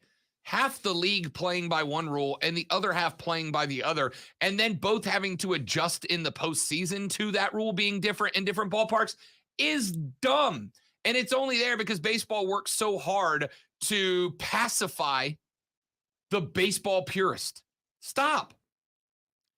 If baseball purist will tune out because the shortstop is 20 feet to the right, I don't know what to say to you. I really don't.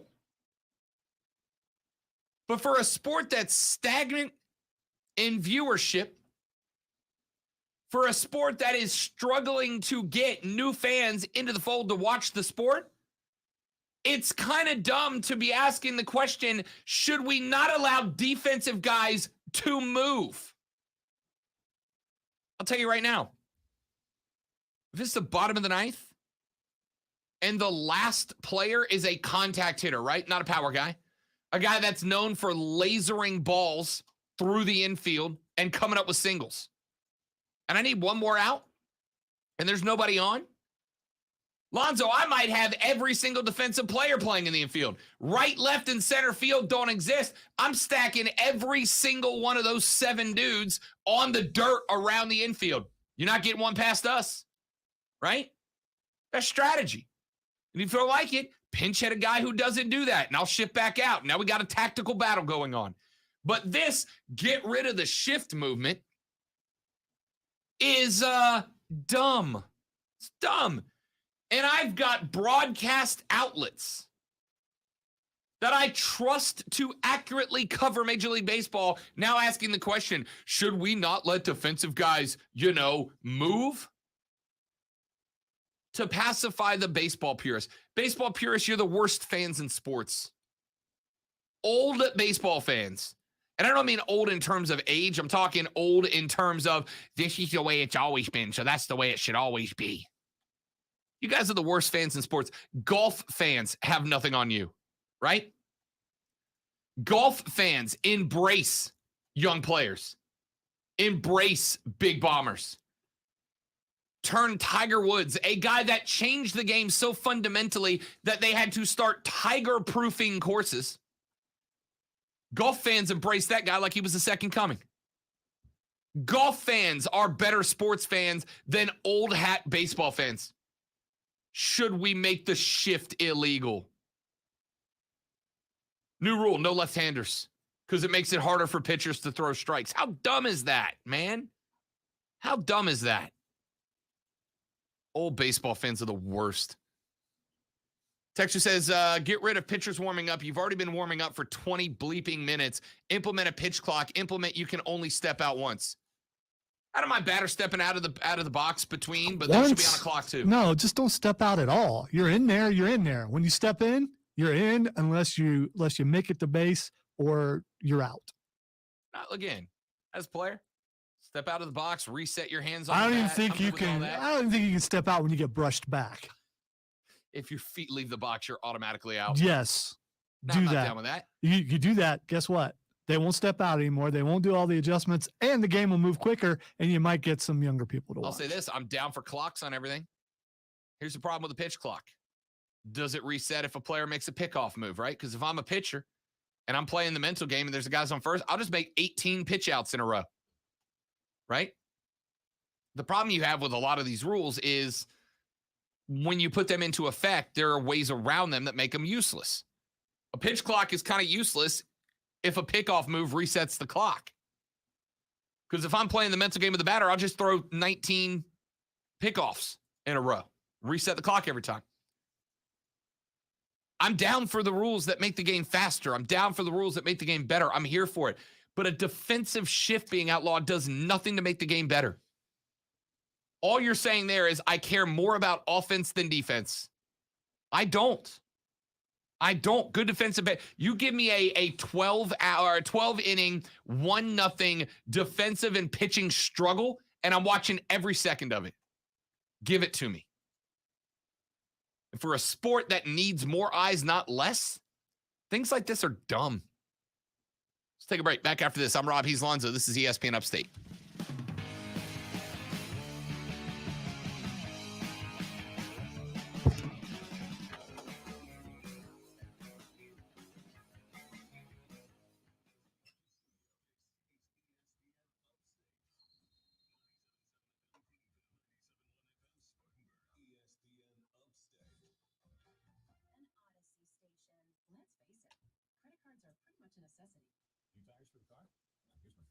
I order takeout, use my card. And most of us just accept the high interest rates credit cards charge as a necessary evil. What are you gonna do? Get a low fixed rate credit card consolidation loan from Lightstream from $5,000 to $100,000 and pay off those credit card balances. Apply online and you can get your money as soon as the day you apply.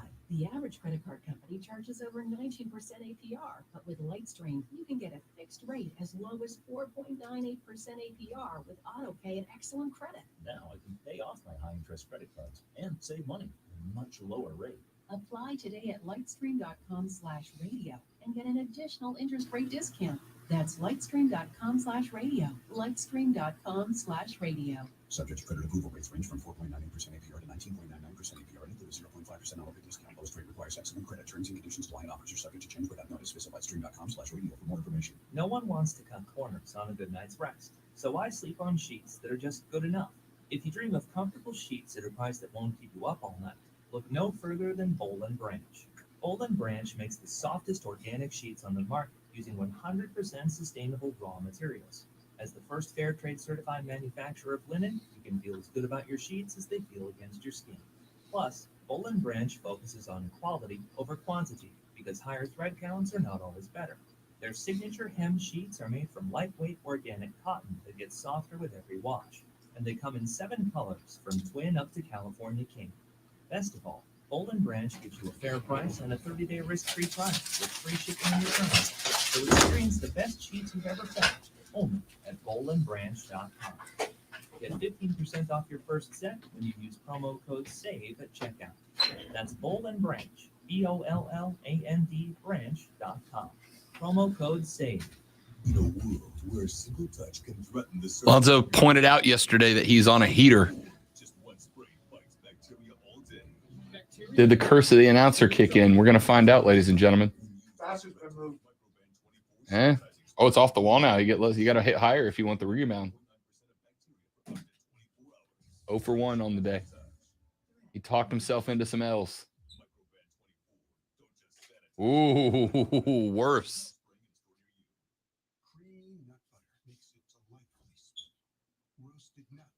Don't miss with the bottle. It's just Get 2 great tastes in Well. one delicious bar. Enjoy it. Lucky on the rebound. Lucky on the rebound. As I've said before, it's not about luck, it's about adjustments, and I just made one. I don't know. Can you do this? Breaking. Robert Pattinson will be your new favorite Batman. How's that? Oh, so your opinion is that you don't tell me what my opinion is. Click. You tell me he's going to be. Well, he's not going to be because you said so. I hope he's my new favorite Batman.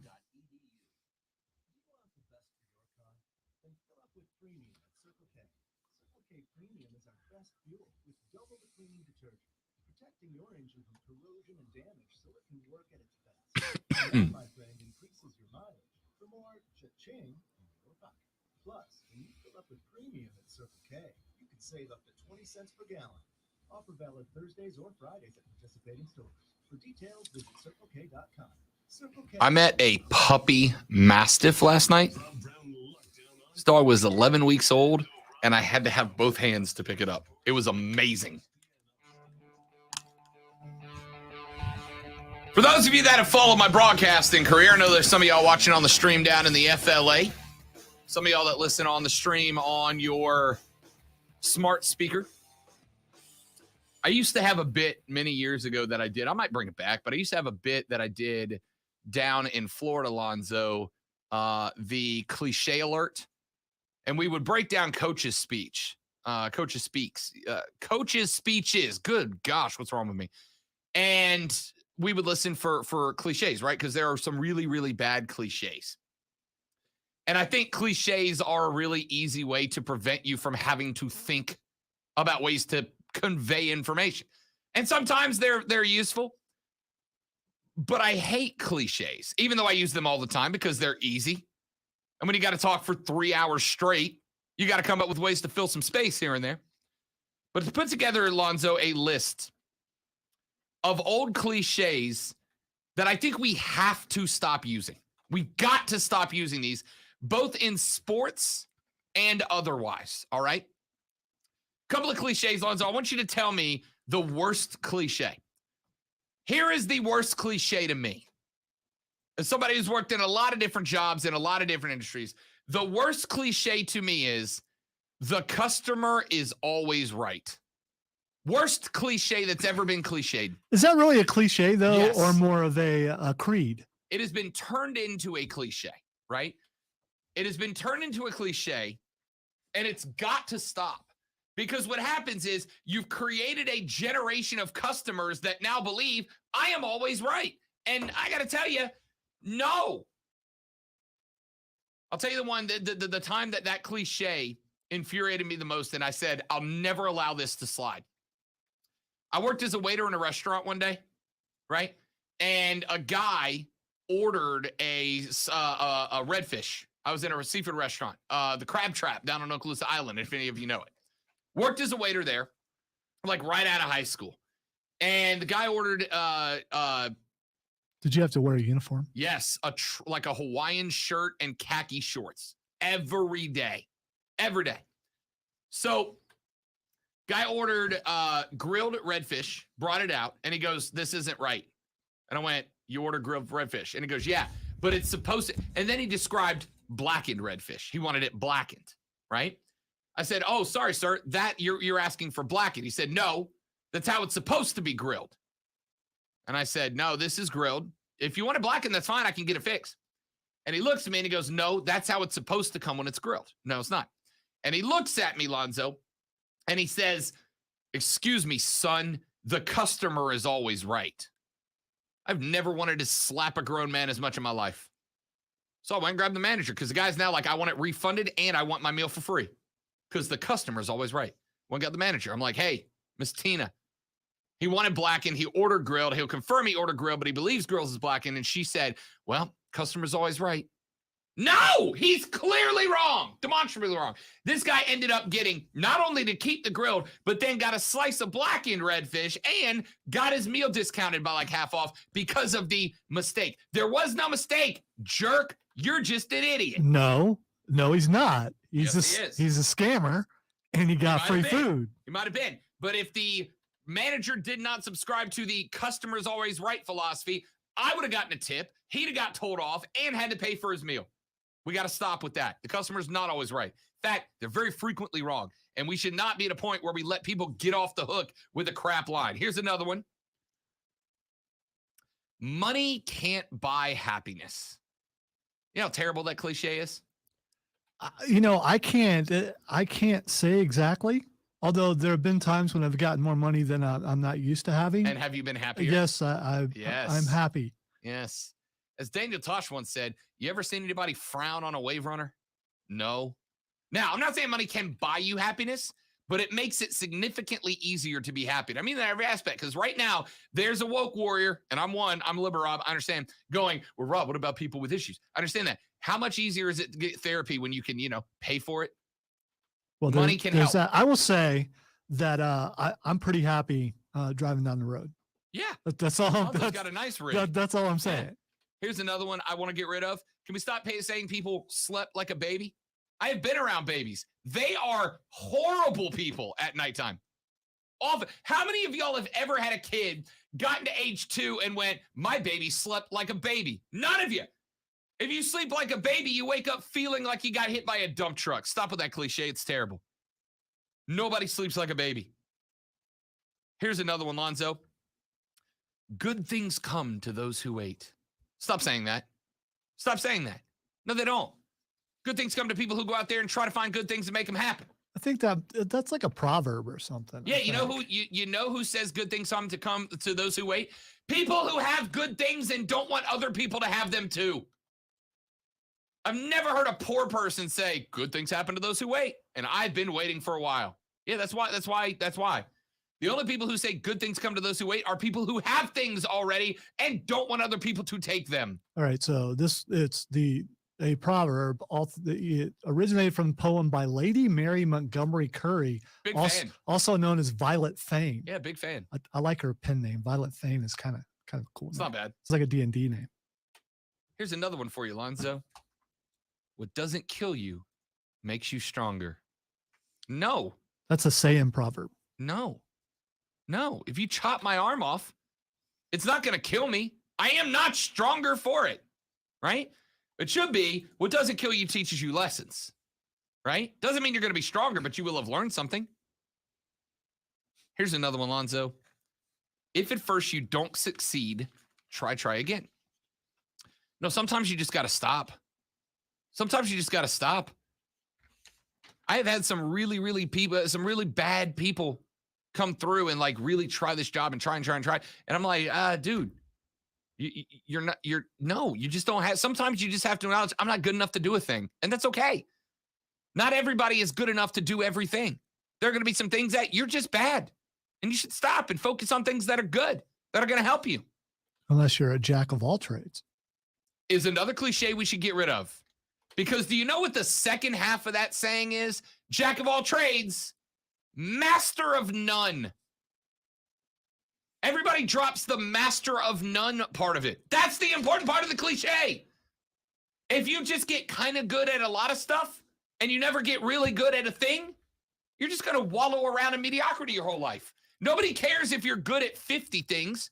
They care that you're great at something. You know who the master of mediocrity is? Me. No, Kirk Cousins. Kirk Cousins. Here's another one. Can we stop with this one?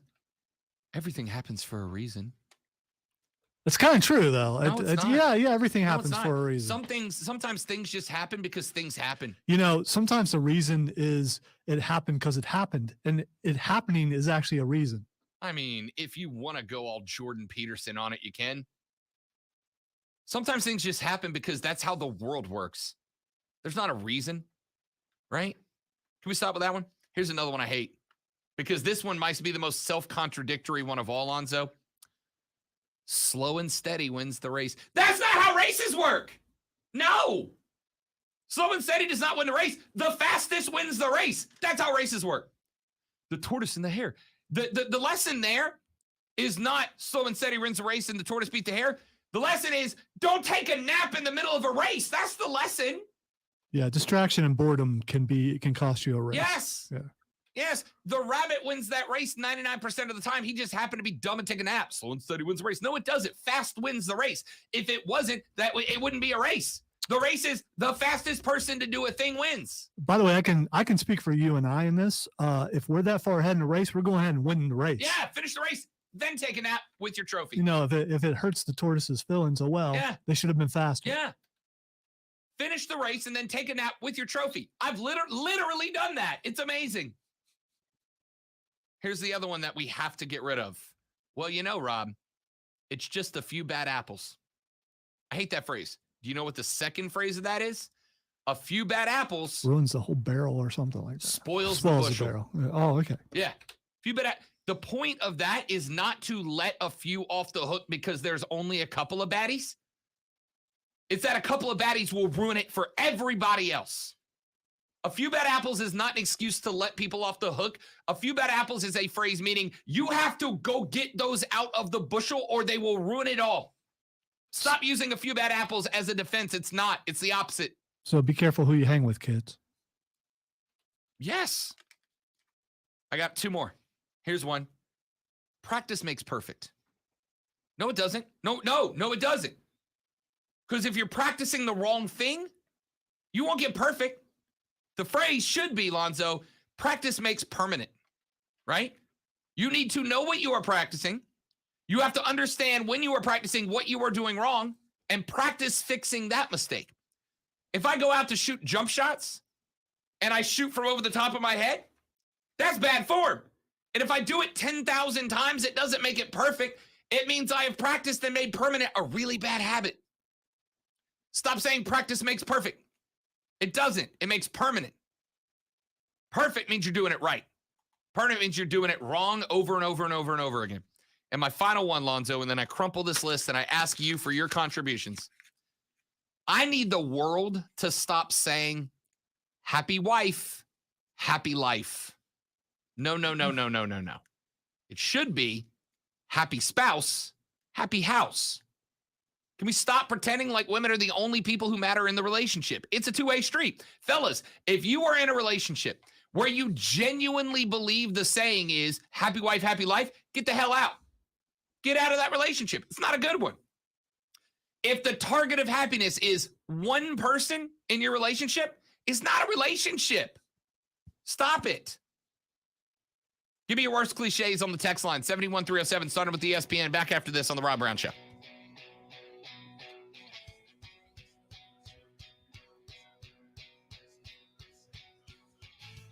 Say about my friends at Hurley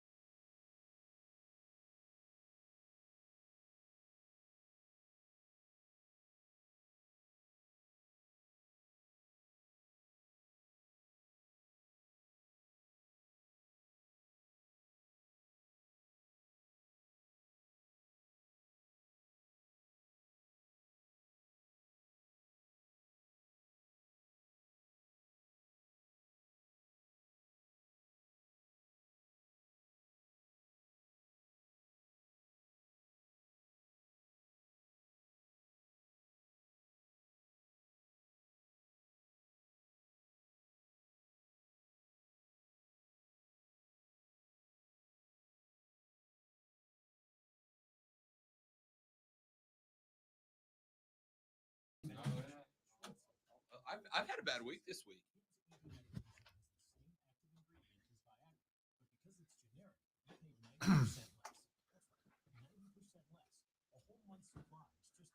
Well, that's how you end your week. That's true. Unless of course, you have something else to hydrate with in the next hour.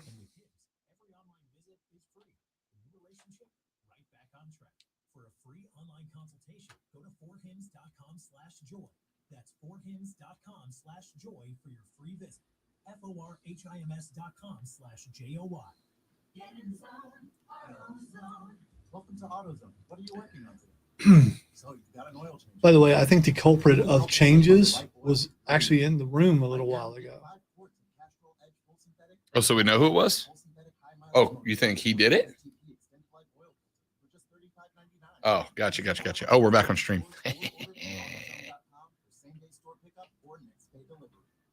It was me, Austin. It was me all along. There was some hesitations and things.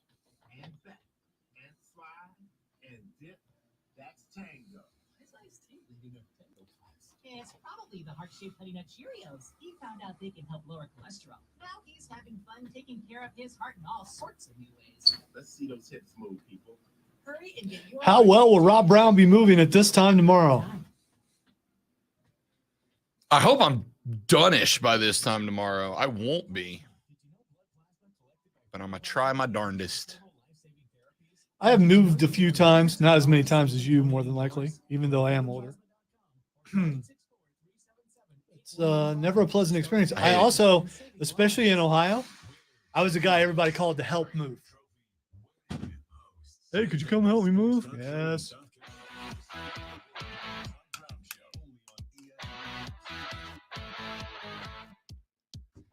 Wrapping up hour number 2 of the Rob Brown Show right here on ESPN It. Upstate. How did I just stop a word? ESPN It. Here's what happened. There's a hiccup. Lonzo asked me the question. How is Rob Brown going to be moving tomorrow? Because at this point tomorrow, I will have packed throughout the night, loaded up a moving truck, got the moving truck to the place, unloaded the moving truck, and be working on settling in. If you hate someone, make them move. That's it. That's the worst punishment, right? From this point forward, all people who abuse animals are subject to work as moving company employees. And if you're one of those people, I don't know how you do it. 1 hour left. We're back after this on the Rob Brown Show, ESPN Upstate.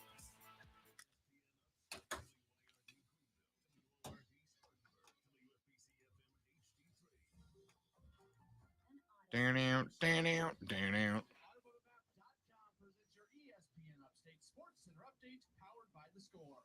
Clemson basketball chased Hunter with a career-high 21 points. He was 10 of 12 from the field, and Clemson knocks off a Wake Forest 80-69 on Wednesday. He's not really thirsty. He's just missed his shot all week, and he wants one more opportunity. That's what it is. Because life is competition. Other college basketball from Wednesday, as you heard right here, Furman, they lose to Samford 83-75. Wofford gets a win over VMI 83-72, and Coastal Carolina knocks off Arkansas State 74-69. Download the Score app today, lightning fast sports alerts, so you never miss a thing. It's why the Score app is one of North America's most popular sports apps. With your ESPN Upstate Sports Center update, I'm Matt Pauley. Have you heard Offsides with Mark Ryan?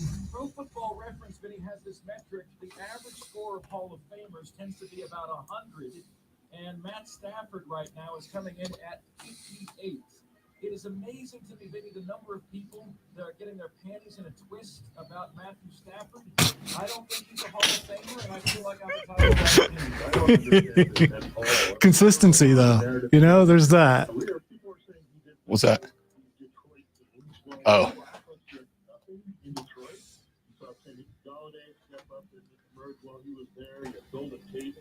Roll the radio, have a take, and stick with it.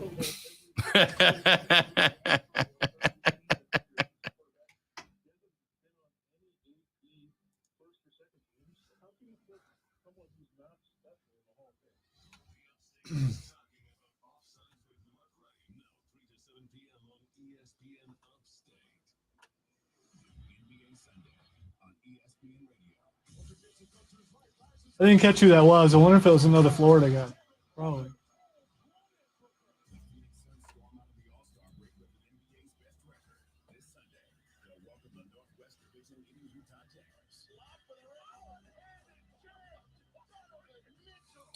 No comment, Steven.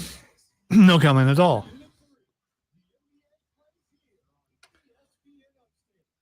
Slow and steady wins the race, so we'll find out. We'll just let it play out.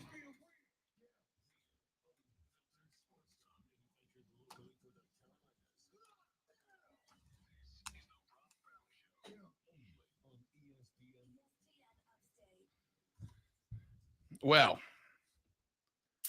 my hair just turned slightly more gray. During the break, I walked over into the office to grab one of my little waters here. And my phone, bing. I go, all right, it's an ESPN alert. Let's see what breaking news we have here. And I read this. Jeff Passan has just put out his MLB Draft Rankings. And the number one draft recruit for Major League Baseball is a cat by the name that goes Drew Jones. Drew spelled D-R-U-W. Now, Alonzo, does the name Drew, D-R-U-W, Drew Jones, ring any bells for you? I know you're not a baseball guy. Does that name ring any bells for you? No. All right. So, a number of years ago, a young Rob Brown, I say young, I wasn't that young. I was a grown-ass man at that point. But back around 1996, I was 11 years old. So grown-ish. And I sat down to watch an Atlanta Braves game. And to the plate came a cat by the name Andrew Jones. Okay, Andrew. I mean, all right. It dawned on me as soon as you said there it Braves, is. but still, I mean, Drew and Andrew. Okay. Andrew Jones, spelled A-N-D-R-U-W, came to the plate. Andrew Jones would go on to have a phenomenal career for the Atlanta Braves, including a World Series appearance. Andrew Jones would go on to become a phenomenal baseball player. Was in the league for like a decade and a half. I remember watching Andrew Jones' first at bat. And now, Lonzo, the son of Andrew Jones, is about to play in Major League Baseball. The son of a guy that I watched when I was already a grown-up baseball fan is about to enter Major League Baseball. I'm not going to hammer on this, but every now and then life likes to go, you're old now, Rob. And today is one of those moments. So thanks, life. As I prepare to turn 37 years old, my hair now looks like that of a 50-year-old because one of my favorite players, when I was already a grown-up baseball fan, his son is about to enter the league. Cool. That's fun. J.C. Horn goes to the Panthers, the son of former New Orleans Saints wide receiver Joe Horn. But at least when Joe Horn was playing, like I was a younger guy, I was still a kid fan. And not that I was ancient at 11 going into 12 years old. Right? I wasn't like the oldest man. But I was old enough, yeah. Like I was old enough to remember the first at bat. Like I remember his first at bat. See, I think you're thinking about this in the wrong way. The fact that you've made it around the sun this many times, that you're around to see the sun play, that's an awesome thing. That means you've been alive for a while. That's cool. Yeah. Because the opposite is that you never saw it because you're no longer here. Lonzo really knows how to brighten up the room, You're alive, Rob. I love it. You are alive. I love it. Anyway, so that's the thing that just happened. All right, a couple more stories I wanted to get into. I just want to point out, I'm not going to let you feel or be old, because if you're old, I got a problem. Dan Hurley is the head coach of the UConn Huskies men's basketball team. And Dan Hurley is a charismatic guy. I'll just put it that way. Dan Hurley has some energy about him. He's, speaking of cliches, he wears his emotions on his sleeve. He's not afraid to, let you know how he feels. Well, Dan Hurley, the other day, there was an old school Big East matchup when UConn was taking on Villanova, and it was a game, y'all. It was a game. Lonzo almost got one of my, hey, since March is close, you should watch this game text, because UConn Villanova was a game. Well, Dan Hurley has been ejected from the game because after giving the referees a piece of his mind, he caught the dreaded technical foul. Now that happens. In fact, I've known coaches in the past who would go get a technical intentionally to fire up their team a little bit, right? Could be a motivational tool. Worked in the movie Hoosiers. Yeah. Sometimes you go get a tee. Sometimes you act a fool a little bit on the sideline while you're wearing the shirt and tie. Because you guys buy in, right? Yo, if coach is going that hard in the paint, we should go that hard in the paint too, right? We got to match coach's intensity. Remember the first time I realized that my high school coach, Mark Tiza, intentionally got a technical foul so that we would get fired up and play harder. And it worked. So, head coach of UConn, Dan Hurley, gets a tee for getting into the refs a little bit, which, is going to happen. And after that tee, Lonzo, after that technical foul, he turned back to the UConn faithful behind him. UConn's got a really good basketball crowd, right? Like, they got a really good old school Big East basketball crowd. He turns to the crowd, Lonzo, and he does the old school fire up the crowd thing, the reverse bird flap. Rob is get up, get loud. Yeah, he's moving his arms. Make some noise. He does that thing. Those of you on the stream that just saw that, I wiggle while I jiggle, I believe was the phrase we got a couple weeks ago. Where did that go? What happened to that? I forgot. Where did that come from?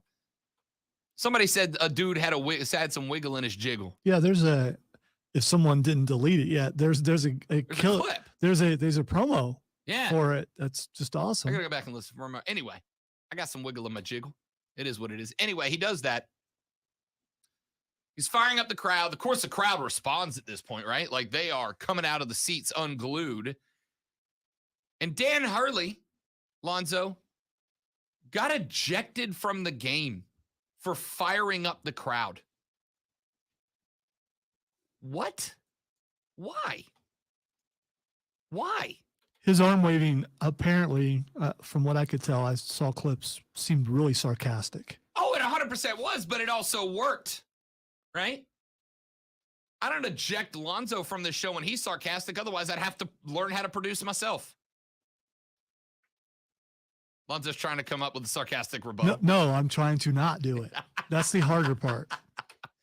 So he gets ejected for firing up the crowd after he received a tech for arguing a call, which he had a good reason to argue, by the way, but that's a different discussion. I just came across this morning from the New London, Connecticut, The Day newspaper. Wow, that's the name of the paper's The Day. The Day. Okay, The so Day. All right, Yeah. That's just where it is. It's New the London. New London. Okay. I don't know if it's like the New London, The Day, or if it's The Day, New London, Connecticut. Either way, gentleman by the name of Mike DeMauro wrote an article after the ejection, and halfway through, he says, I ask, who's in charge here? Is winning that much of an obsession now at State U that volatile behavior has been minimized, if not totally dismissed? End quote. He's that thin-skinned that a coach firing up the crowd is volatile behavior in a sport that 2 days ago celebrated the anniversary of Bob Knight chunking a chair across the floor? This is a participation guy. You can tell. A guy that writes in favor of or Yeah, against? This is the mentality The guy of the that dude- likes participation Oh, no, trophies. quite the opposite. You think so? 100%. 100%. This guy believes that a coach looking at the crowd and doing this is volatile, unacceptable behavior. I stand by my words. Fair enough. I didn't want to. Oh, you Yeah, can say it. yeah. He's just Doesn't hurt my he's just feelings. woke. Doesn't I'm hurt not my worried feelings. about you. I'm trying to keep politics out as much as I can. So he references that the night before, there was a former UConn player, James Bouknight, who was in the front row. And Bouknight was apparently getting a little lippy with the officials. The officials asked for him to be removed. And he was. And Bouknight pulled the old Bobby Valentine routine, changed shirts, and ended up watching the game in the student section. Because, of course, the students were like, get up in here. We better get rowdy. And I respect it. Where'd he get the shirt? I don't know. Okay. I didn't even Maybe- see it. Maybe he just had some in his car or something. I don't know. So Bouknight moves from the sideline to the student section where he continues to jeer the officials. And I got news for you. If you're a basketball official, if you're any official, and you can't take some heckling, you're not an official. All right? That just comes with the territory. So DeMauro writes in his column, quote, don't think the officials weren't aware of Bouknight's ejection from Saturday, in which he simply moved sections, leading them to wonder whether security at UConn games is toothless. And two, the recent volatility of college basketball in general, evidenced by the Juwan Howard, Greg Gard foibles, and three, the explosive nature of the UConn Nova game with the need to keep as much order as possible amid a ravenous crowd. You know what you should just write in a column tomorrow? Just write, I'm really mad these kids keep stepping on my lawn. Like this, a coach hyping up the crowd by moving his hands up and down is volatile and unacceptable because of the, quote, ravenous. If it's not a ravenous crowd at your college basketball game, you're doing it wrong. Yeah, that's what I was.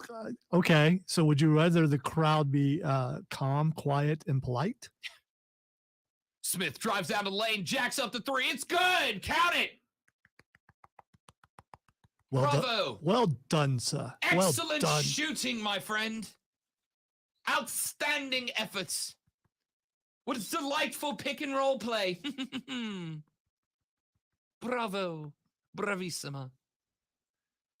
I really dislike you right now because you can roll your R's and I can't. Oh, man. Do you think our coach is aware of the intricacies of the triangle offense? Delightful. Oh, these ruffians with their beers and hot dogs. Please bring my tea and crumpets to the sideline. Would you say jackbooted thugs once? These jackbooted thugs. Thank you. These ruffians, hooligans even. How dare they have the audacity? Would you say ne'er-do-wells? Would you? These ne'er-do-wells. These villains of treachery at a basketball game, the refined culture of college basketball. How dare they make noise? I prefer to hear the squeaks of the shoes of the player on the hardwood courts. Ladies and gentlemen, you're not going to get finer theatrical presentation on a sports talk radio show than this. You're welcome. I got to do some Foley too. Absolutely. I'm excited. Dude, what? Just say you don't like kids, right? Just say you don't like it. The volatile, ravenous crowd. Yeah, because college basketball is awesome, dude. You know what the best image in college basketball is? I don't like to give them credit for anything. But you know what the best looking college basketball is? The best looking college basketball is when an away player has to take the ball inbounds in front of the Duke student section. You ever seen that? It's amazing. The entire Duke student section collapses around the guy, reach out towards him, scream as loud as they can while they like jazz fingers around his head. It's amazing. That's why college basketball is good. Mike DeMauro. I bet Mike was the guy that halfway through the COVID season was like, can we never bring fans back? It's better this way. Water only in the stadium. No fun allowed. What an article. What an article. That is a lot of $15 words to say, I hate fun. Unbelievable. And by the way, those refs that ejected Hurley for firing up the home crowd. What is wrong with you guys? What is wrong with you guys? Are you kidding me? That's the moment. That's the moment. Ladies and gentlemen, we take a break, and when we come back, it is time. Lonzo brings us Fight Club, your home for all things combat sports around the upstate. That's next on The Rob Brown Show. And ESPN Upstate.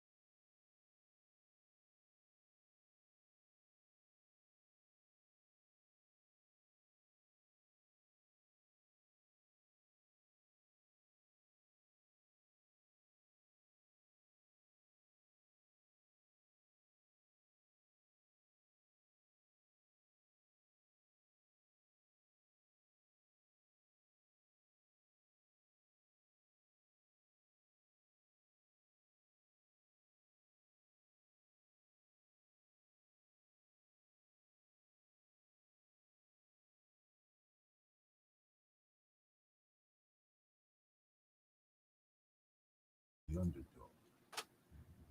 the long shot, the nobody from nowhere, never gonna happen.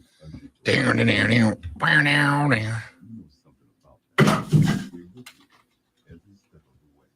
This week in Eagle. Select South of Emerald, Marlin Bar, or shredded cheese. Pay for Gotta remember, since I didn't get to see it in theater, Free Guy is on Disney Plus now. Yeah, Courtney and I got and this weekend. The Kingsman is on HBO Max. The new one? The prequel? Yes. The prequel? Yes. Well, I suspect. Are we back on stream? Oh, yes. So this weekend is a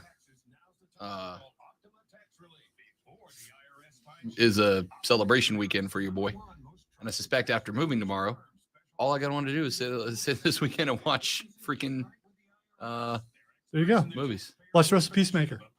Trust me. I have to deal. Yeah, I'm going to. I finished Boba Fett this morning, actually, and got why you were saying they saved all the budget for the last episode. It was kind of dope. Well, the Luke Skywalker stuff alone, you can see how much it is advanced. So it looks so much better. From the end of Mandalorian season 2 to there. Yeah. Some people were criticizing the slow robotic moves, but that's how Jedi's kind of move when they're teaching. Yeah. So I didn't have a problem with that.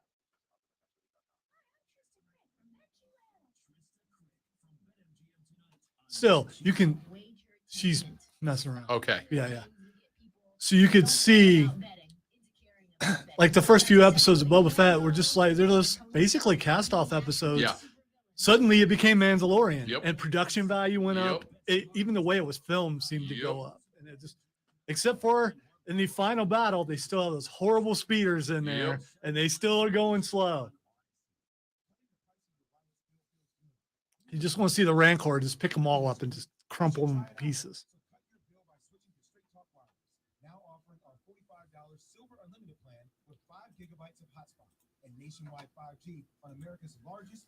But you have to find out that one of the mods' name is Skag. Hi, my name's Skag, bro.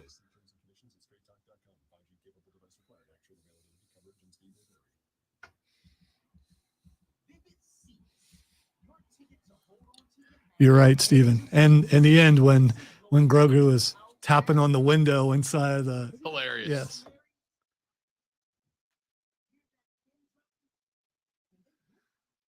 And I can't say I keep calling the Wookiee chrysanthemum, and I know he's not, but I can't help it. Chrysanthemum. He was pretty wicked though.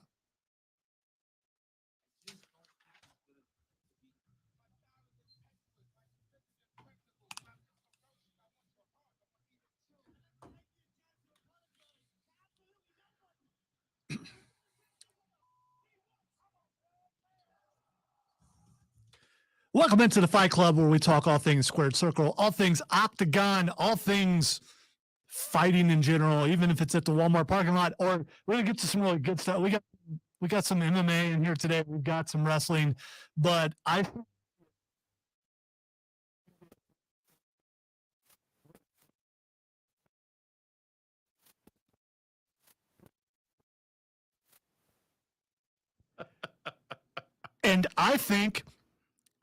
think I would pay to see that. Yeah. Yeah, I think I would. I don't know.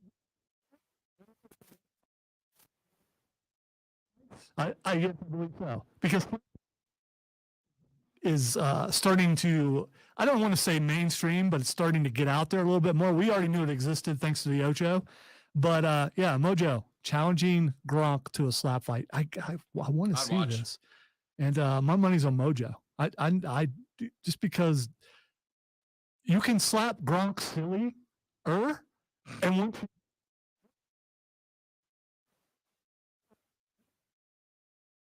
Here's the thing: the reason you win a slap fight is because you rattle the other dude's noggin around in his head enough that his brain turns off.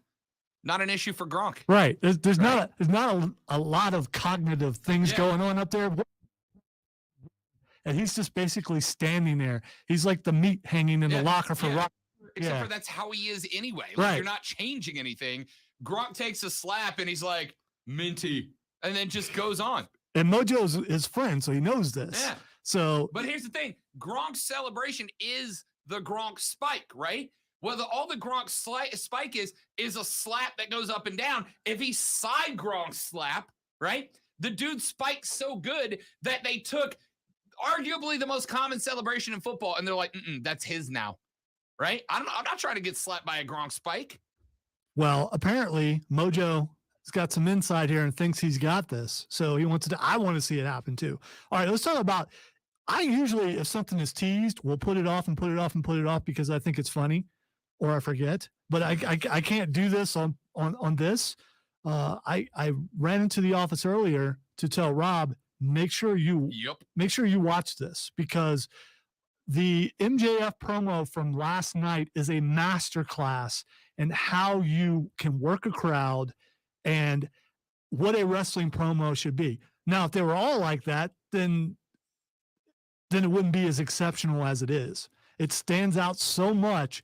When you sit down to teach a class on here's the nearly perfect promo, that's what we saw last night. MJF comes out, talks about how he was picked on as being a Jewish kid. How, I mean, and this is spoiling, but I don't care. Rob doesn't control me when it comes to spoiling.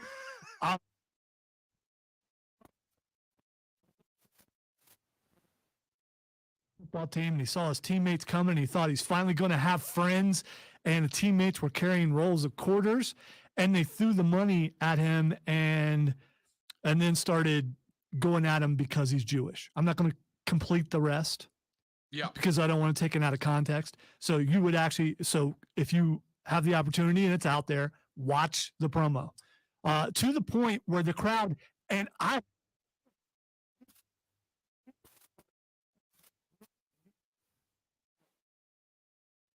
now, he really is. I'm sympathizing with this guy, although I love him. He is the best heel in all now, and for like the last 5 to 10 years, maybe the best heel. But I was starting to go, wow, this is getting to me. And if it's getting to me, as cynical as I am, no wonder that crowd is turning. So I've said for years that the best heels, the best bad guys, the best villains in any story, movies, TV, music, comic books, video games, wrestling, the best bad guys, though, are the ones that have a point but go too far, right? Thanos, good point. He's not wrong, but he went too far. The best bad guys are the ones who have a good point and take it too far. Here's the thing. You know what MJF is now? He's the bad guy that has a point, and he is not taking it too far. He's taking exactly where it needs to go. The fact that he said Punk was a hero of mine. Punk inspired me when I had all these other things going on. He talked about having learning disabilities that plagued him. He talked about being the kid got picked on just for who he was. Even when he thought, hey, I finally broke the cycle, he got thrown deeper into it. And Punk was the guy that got him out of all of that because he wanted to be a wrestler. And then Punk turned his back on him, right? Oh, my goodness. And you could tell that it was because MJF flipped that crowd in 3 minutes. Which is incredibly difficult to do. Either direction, face or heel or face, it's hard to flip a crowd. He not only did it, right? Flip that crowd. I think he flipped everybody over. I think everybody got flipped by that. And by the time that Punk came out, and by the way, what made that promo, aside from MJF being as good as he was Punk coming out, no music, no celebration, nothing about Punk, climbing into the ring and asking him to his face, is that true? Right? Because now all of a sudden Punk heard that promo, and now Punk's got a conscience to deal with of maybe I'm the bad guy here. And all of us now have to ask, I don't think Punk's the bad guy. I don't think Punk's ever done anything wrong. By the way, I got to jump in here now. I absolutely have to because I've been saying for weeks, nay months, and I'm going to pat myself on the back. This is what I've been saying about Punk all the time. And now MJF has opened up the eyes of some people to look my direction and see that I was right all along. That CM Punk is a quitter. He's a loser. He doesn't belong in wrestling. And I cannot wait till MJF defeats this guy as he should again. No, you're not right. Nobody owes you anything. He never owed you anything. He never owed MJF anything. He didn't owe me anything. He doesn't owe fans anything. He doesn't owe us anything. That man put years into his life and decided, I need a break. I got to take a break, right? No, it wasn't a break. He quit and took his ball and went home. that's a quitter. It's what it is. No, it's not. He's a quitter. When you realize the rules of the game are rigged against you and you quit playing, that's not quitting. And that's going, I can't win. You're not concerned with the kids who see you as a hero and who you have broken. But luckily, MJF rose from that brokenness and pushed through it and became what he is today. Now, you may not like the fact that he does things the way he does, but it's Punk's fault. It's not his fault. He might have been a better person. He might have been the shining light on the hill, but Punk took his ball and went home and broke this kid. And the only thing that brought him back was seeing what a loser Punk truly was. And I cannot wait till MJF defeats Punk again. And technically, he just did last night. So, first off, all of that is wrong. All of it. And here's why, by the way, just to kind of break out of kayfabe for a second, this right here, this is why wrestling's great, right? This is why wrestling's great. Because it's a story being told. And now all of a sudden this story, and by the way, somebody went and dug up MJF's Facebook post, because this is a thing that really happened in his life, like in his real life, translated into a wrestling story. And I've always said the best wrestling is wrestling that is real life with the fake fighting in the middle of it, as opposed to the gimmicky trope stuff. I love some gimmicky trope stuff. It's good. But this story is phenomenal because Punk was wrong. Punk wasn't wrong for anything he did with his life. It's his life. He doesn't owe anybody being a role model or anything. And on the flip side, MJF's got a point, right? Like, he had this hero and was going to make something of himself following this guy's direction. And the guy just quit and left, right? Didn't know him to stay, but quit and left. This story is so good. And the fact that MJF flipped not just the crowd, Tony Schiavone, but he flipped Schiavone, who has never done anything but crapped on MJF. And Schiavone, as he climbs out of the ring, goes, I can't believe I'm saying this, but I feel for the guy, right? I feel bad for him. And the tears were excellent. Oh, phenomenal job. Yes. MJF did an incredible job. Punk did an incredible job by not saying anything at all in that moment and by asking, is this true? And standing there in a bit of shock, because it was a shock, right? Like, we've always seen MJF as the Burberry scarf wearing jackface, and he just gave his origin story. He just gave his villain origin story, and it's an understandable one. If you have ever been bullied in your life or picked on in your life or pushed around in your life, a little bit of dark comes out of you because that's the only way to protect yourself from it. And for some people, it goes a little too far. Is MJF taking that too far? Sure. That's why he's the bad guy, right? That's why he's the bad guy. But in explaining his origin story, it was like, damn, that's a really good one, because he's got a point and he's not taking it too far. I mean, he's taking it too far in the long run, but in this fight, you get where he's coming from. That was that was one of the best promos we've seen in decades out of any company. All right, so if you're MJF moving forward, you disappear until the pay-per-view, right? Because you can't. There's a chance you could ruin everything you just did. I mean, we know he's going to be him when the end of the match. We know this is all a mental game and everything, but if you come on after that, you take a chance of ruining something that was nearly perfect. So next week, it will just be probably CM Punk's response. I suspect that's correct. Which is how it should be. Yeah, I suspect that's correct. I suspect if we do say MJF between now and then, it's not going to be cutting traditional MJF promos, right? Like, you can't switch back to what MJF was in this feud leading up to this. But I think it kind of adds an interesting edge, because the thought process that I had after I watched this was, MJF is out here ripping Punk for what he's doing. Is he not doing the same thing to Wardlow right now? Right?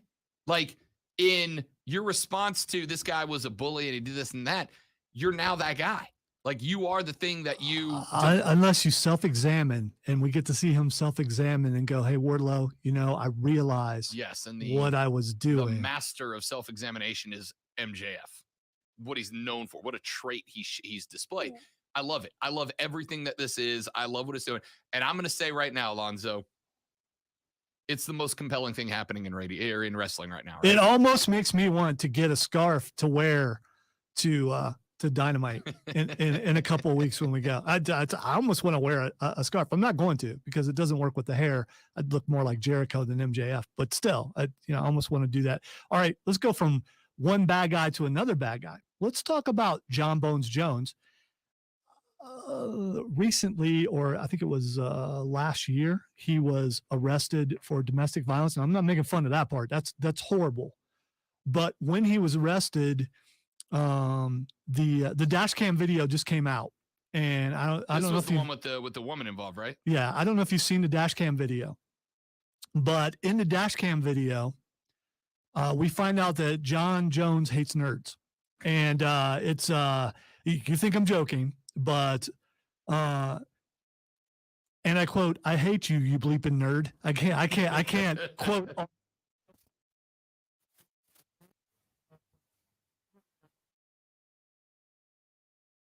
Is wearing some thick glasses, and he's calling him a nerd a bunch of times, and it's not funny, it's sad, but it's he's being critical and trying to say that he's being arrested because of who he is while disparaging other people for being who they are. It's just but John Jones hates nerds, and now we know. And by the way, then he put out on Twitter, which he's since taken away, "My fiance left me about 2 months ago. Today, she finalized that she won't be coming back. If you are a John Jones hater, have a toast. I feel like bleep."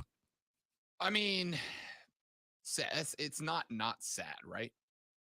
But this is a guy with so much potential to be. This guy could have been the greatest. Yes. Sincerely, he could have been the greatest. He could have been, and he's been given so many chances. And when he was in the ring and at his height, if he was clean at the time, we don't know, do we? He was phenomenal. He was the guy that people would say pound for pound is the best of all time. They don't say that anymore. Do you notice that? No, because they can't. When John Bones Jones got his start. Now I have watched MMA a long time. My favorite fighter before John Bones Jones was Lyoto Machida. I loved Lyoto Machida. And then John Bones Jones showed up. And I was like, this dude's great because he's got everything, right? There's nothing John Bones Jones didn't have. I thought this dude was a prodigy. I was saying on my show at the time, I think this dude is the future. I think this is the guy that we are going to compare every superstar to until the next guy. And I don't know who the next guy is. He's not on the radar yet. I thought it was going to be Bones Jones, but the dude can't stay out of his own way. And it is sad. And, I have said forever, I do my best not to rip too hard on people who have these major life crises because you don't know what their background is. You don't know where they came from, right? It's kind of the opposite of the MJF situation. We all hated the guy, and then he gave that speech last night, and you're like, oh, I'm the jerk.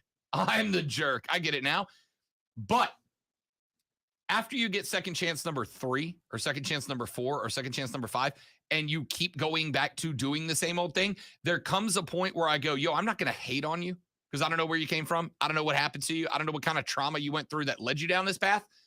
But I'm also not going to feel sorry for you anymore either, right? And I don't feel sorry for him. It's a sad situation. I don't feel sorry for him. If it was your daughter that was engaged to John Bones Jones, would you go, give him another second chance, babe? I'm sure he's fine this time. No, get the hell out. Come home. Get away from this dude, man. He's bad news. I hate that it happened. I don't feel sorry for the guy because UFC has bent over backwards. And when you make UFC and Dana White look like the good guy, you did bad. All right, you did bad, and I'm just kind of out of sympathy for him. All right, let's end on a positive note before we go to break.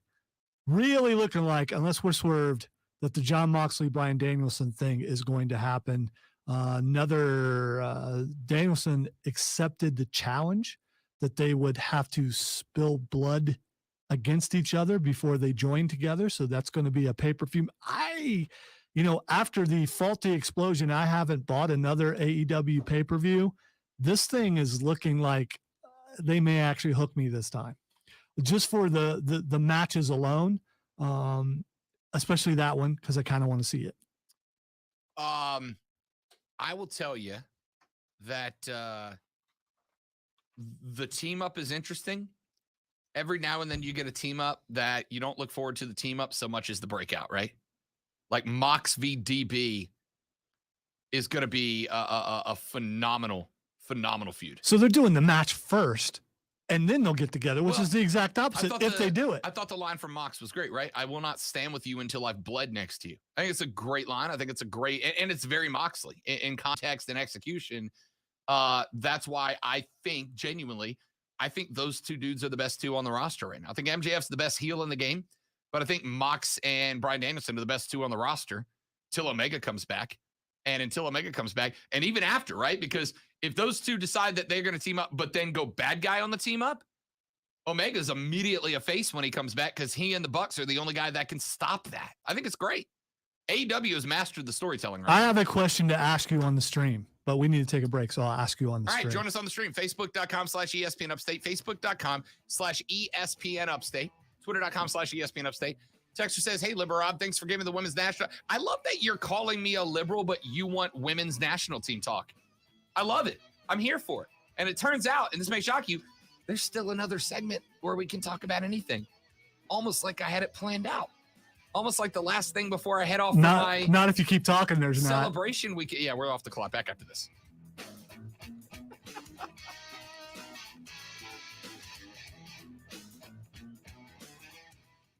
All right, I want you to explain the appeal of Eddie Kingston to me, because he's not that good of a wrestler, and I get that he's a brawler, but the promo between, and I'm guessing you didn't get a chance to see it, between he and Jericho last night was horrible, and Jericho could not carry it. He tried, but, and from what I understand, their promos are not scripted. So they just let those guys go out and do what they're doing. Kingston cannot riff if he's going up against a master promo guy like Jericho. And Jericho wasn't even really trying that hard. I'm not interested in this match at all because Jericho should destroy him.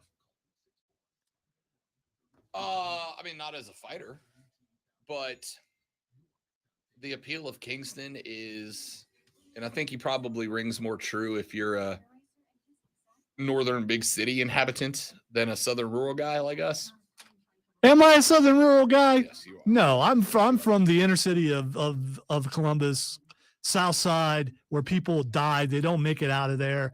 I probably can associate with him more than you think. Then why? I guess then that might be my thing. Like, then why is he not an appeal to you? Because to me, that's exactly. Well, hey, he's the real dude. He's like the real guy who really came up. Well, with maybe I knew a bunch of punks like that who were just punks and weren't trying to better themselves. And, you know, they did it. They did it. They did what? Yeah. I thought you'd already seen that. I had that on Twitter yesterday, but we didn't get to it. Amazing. No. There's one out there about the Panthers pointing at each other, and there's, it's. So my thought would be, you know who I think he appeals to? I think he appeals to people who have a narrative about guys like that, right? Like they believe that the street toughened up guy who fought his way into this club is a guy you should respect and admire. And I'm not saying you should or shouldn't. I'm all right with not liking him. Like I would like it that if I just didn't like him because he's, but he's not that good. That's the part that bothers me. I think he's overhyped. Some of these guys come in and they're hyped and they live up to it. I think he's overhyped.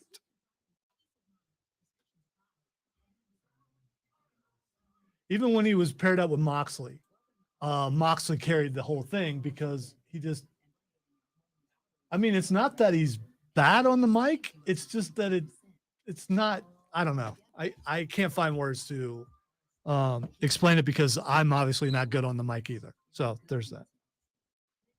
Hey, you've only been in radio for coming up on 3 decades. You're really not that good at it. It's not been that long. Almost 25 though. It'll be 25 in May.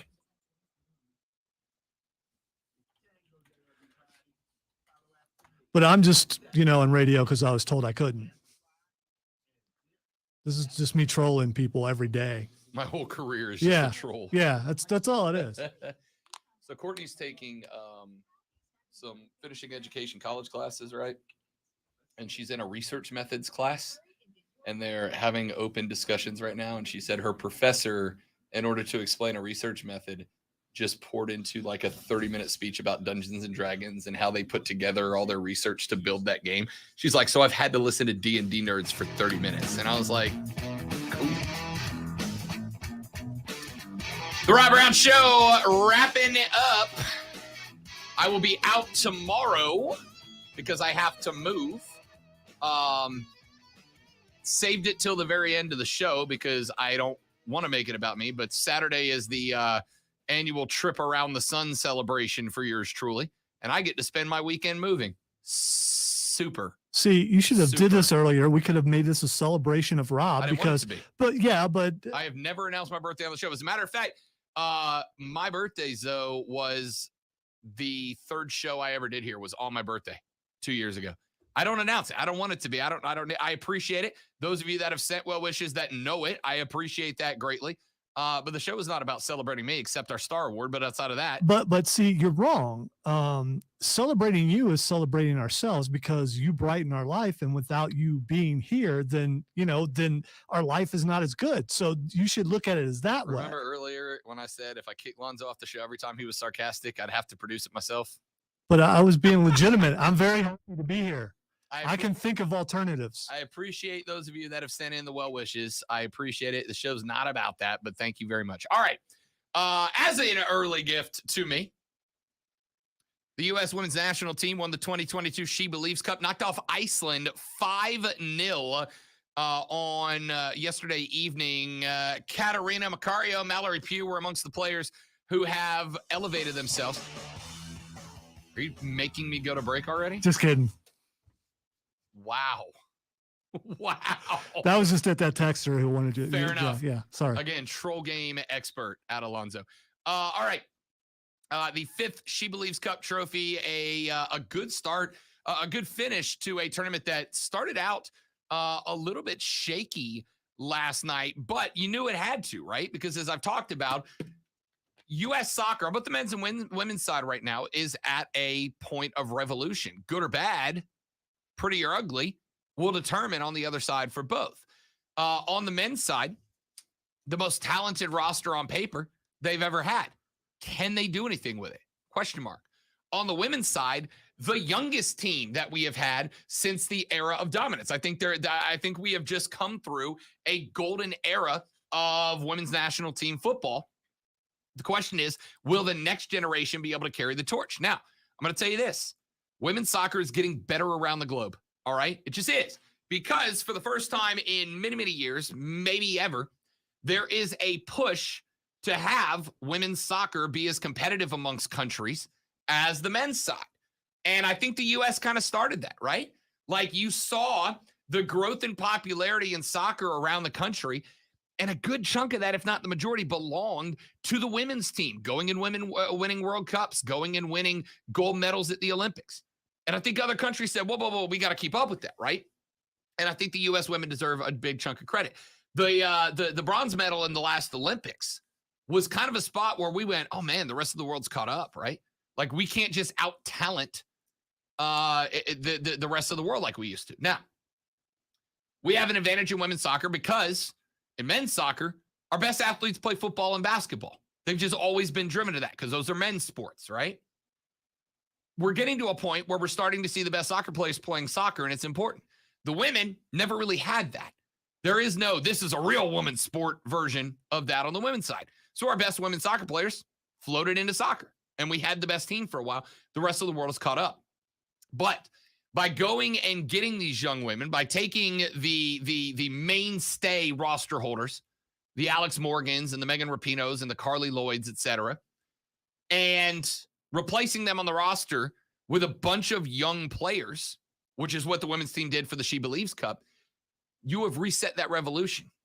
And by taking that roster and winning it, now all of a sudden you go, these girls do have it. We can focus on the future. It doesn't have to be, oh, well, we had a really good run with the old guard, but the rest of the world is caught up and now we're kind of falling back to them. No. We can still set the pace. And by having these young players go out there by having these young players go out there and win the 5th consecutive, by having these young players go out there and beat some of the best other women's clubs in the world, by having these young women go out there and earn their spot on the roster moving forward, right? You don't have to go, do we need to clear space for Alex Morgan? No, we got finishers here now, right? Chris Mills, we got finishers on this squad. Emily Fox, we got finishers on this squad. We don't need to go, can Alex Morgan play till she's 45 anymore, right? And I love it. And I think that's what this cup was can the women's side turn to a younger roster, turn to a new group of players, and still be the standard bearers globally in this sport? And the answer right now, according to this, is yes. We had to win this game. Going in, we had to win. A draw would have given Iceland the cup. Had to be a win. Not only did they win, they dominated. What more can you ask for? Young roster, good finishers, a lot of great setups, and in a game where they had to have a win, they dominated the game. What else can you ask for? Take a break. Twitter trending topics to wrap up my week. Carter Bryant going to be filling in for me tomorrow on the show, so stay tuned for that. We're back after this on ESPN Upstate.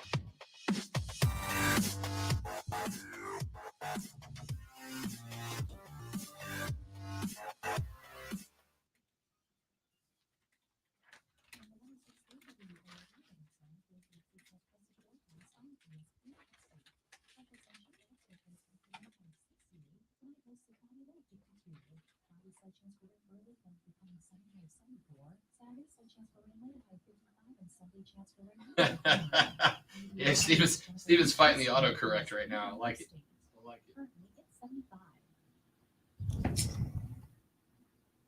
now, a message from your smart speaker. I know you're out there, touching things again. But who was there for you when you didn't want to touch anything? When all you had to do was ask? You should be glad for your autocorrect. Yours is Ron. Mine is London. That's what your name corrects to? Yes. You call me London all the time. It's like, okay, how's Lonzo in London? I mean, I guess the first 3 letters, but still. London. Changing your name in my phone to London. Go ahead.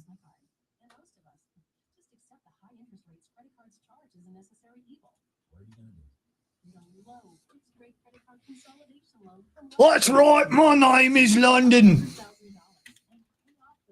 Good day to you.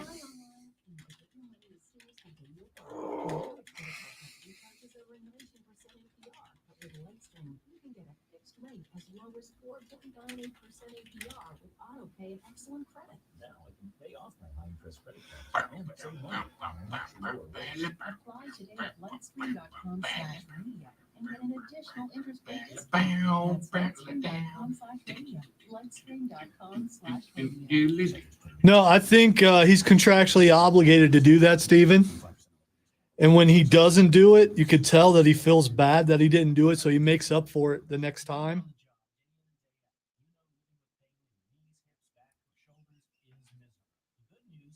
Be nice. They understand guys like you. They don't have the luxury of taking time off. They want to keep working. I'm going to tell him tomorrow. He changed his schedule to fill in for me tomorrow. I'm going to tell him tomorrow how much you enjoy it, Steven, to so he'll do it more.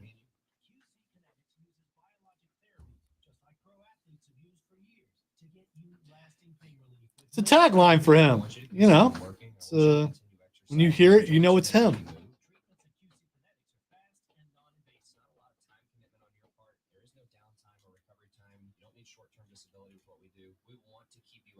Call QC Kinetics now to set up your free no obligation consultation. Learn how you can get real pain relief and stay on the job. You know, I could try it, but after today, no, probably not a good idea. But I don't know. I don't know if he has the capabilities to do that. Not everyone does. A texter wrote in and said, "Happy birthday, my bearded brother. Hope the lady friend makes it special." I wrote back and I said, "Thank you very much. My plan is to just sit, watch movies, and drink beer. We'll see if she agrees to it." And he wrote back in all caps, "You've had the ability to reply the whole time?" I said, "Dude, I don't respond to my text on my personal phone, so don't feel bad." Plus, if you respond to every text that's on the That's all I on do. the text line, and then it becomes a conversation Yeah. as opposed to something. Right. Yeah. I'd rather I respond to them on the air unless I just can't.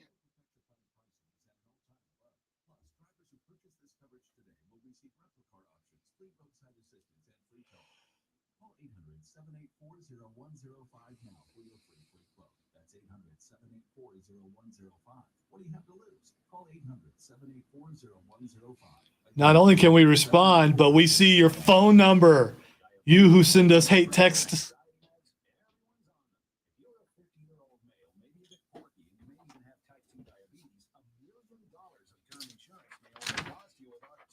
How do you feel if you are T-Bar and Mace, finding out that you have the same overall stat score on 2K22 as Vince McMahon? They're all rated 76. Classic Vince or No, today Vince. Today Vince. Okay, classic. If we're talking roided out Vince back in the day, you know. Yeah, that's solid. Yeah. Today Vince. Well, we'll see if the game actually works. After they had to take a couple years off because the last one was such a disaster. So I'm not going to buy it. I'm trying to decide if I want to buy Elden Ring, and I just realized that Elden Ring can be. It looks like you can do co-op.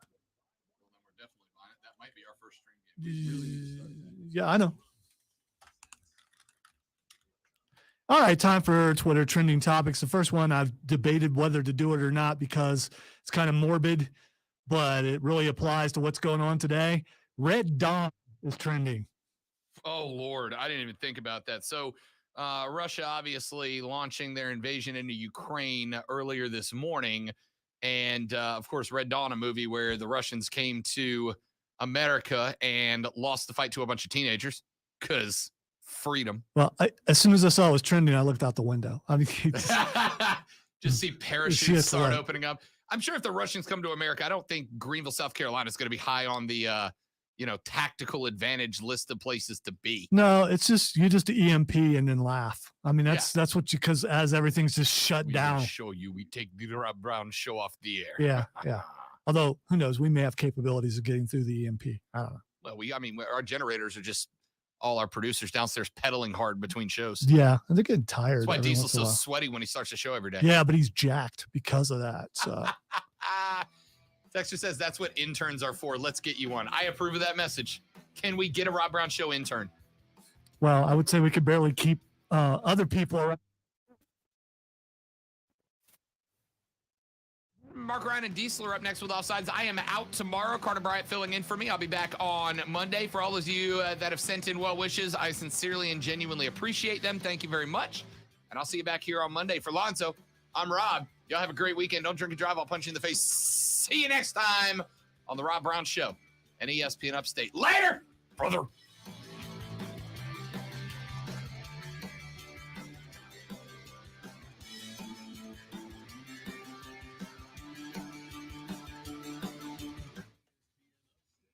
Bye-bye, stream.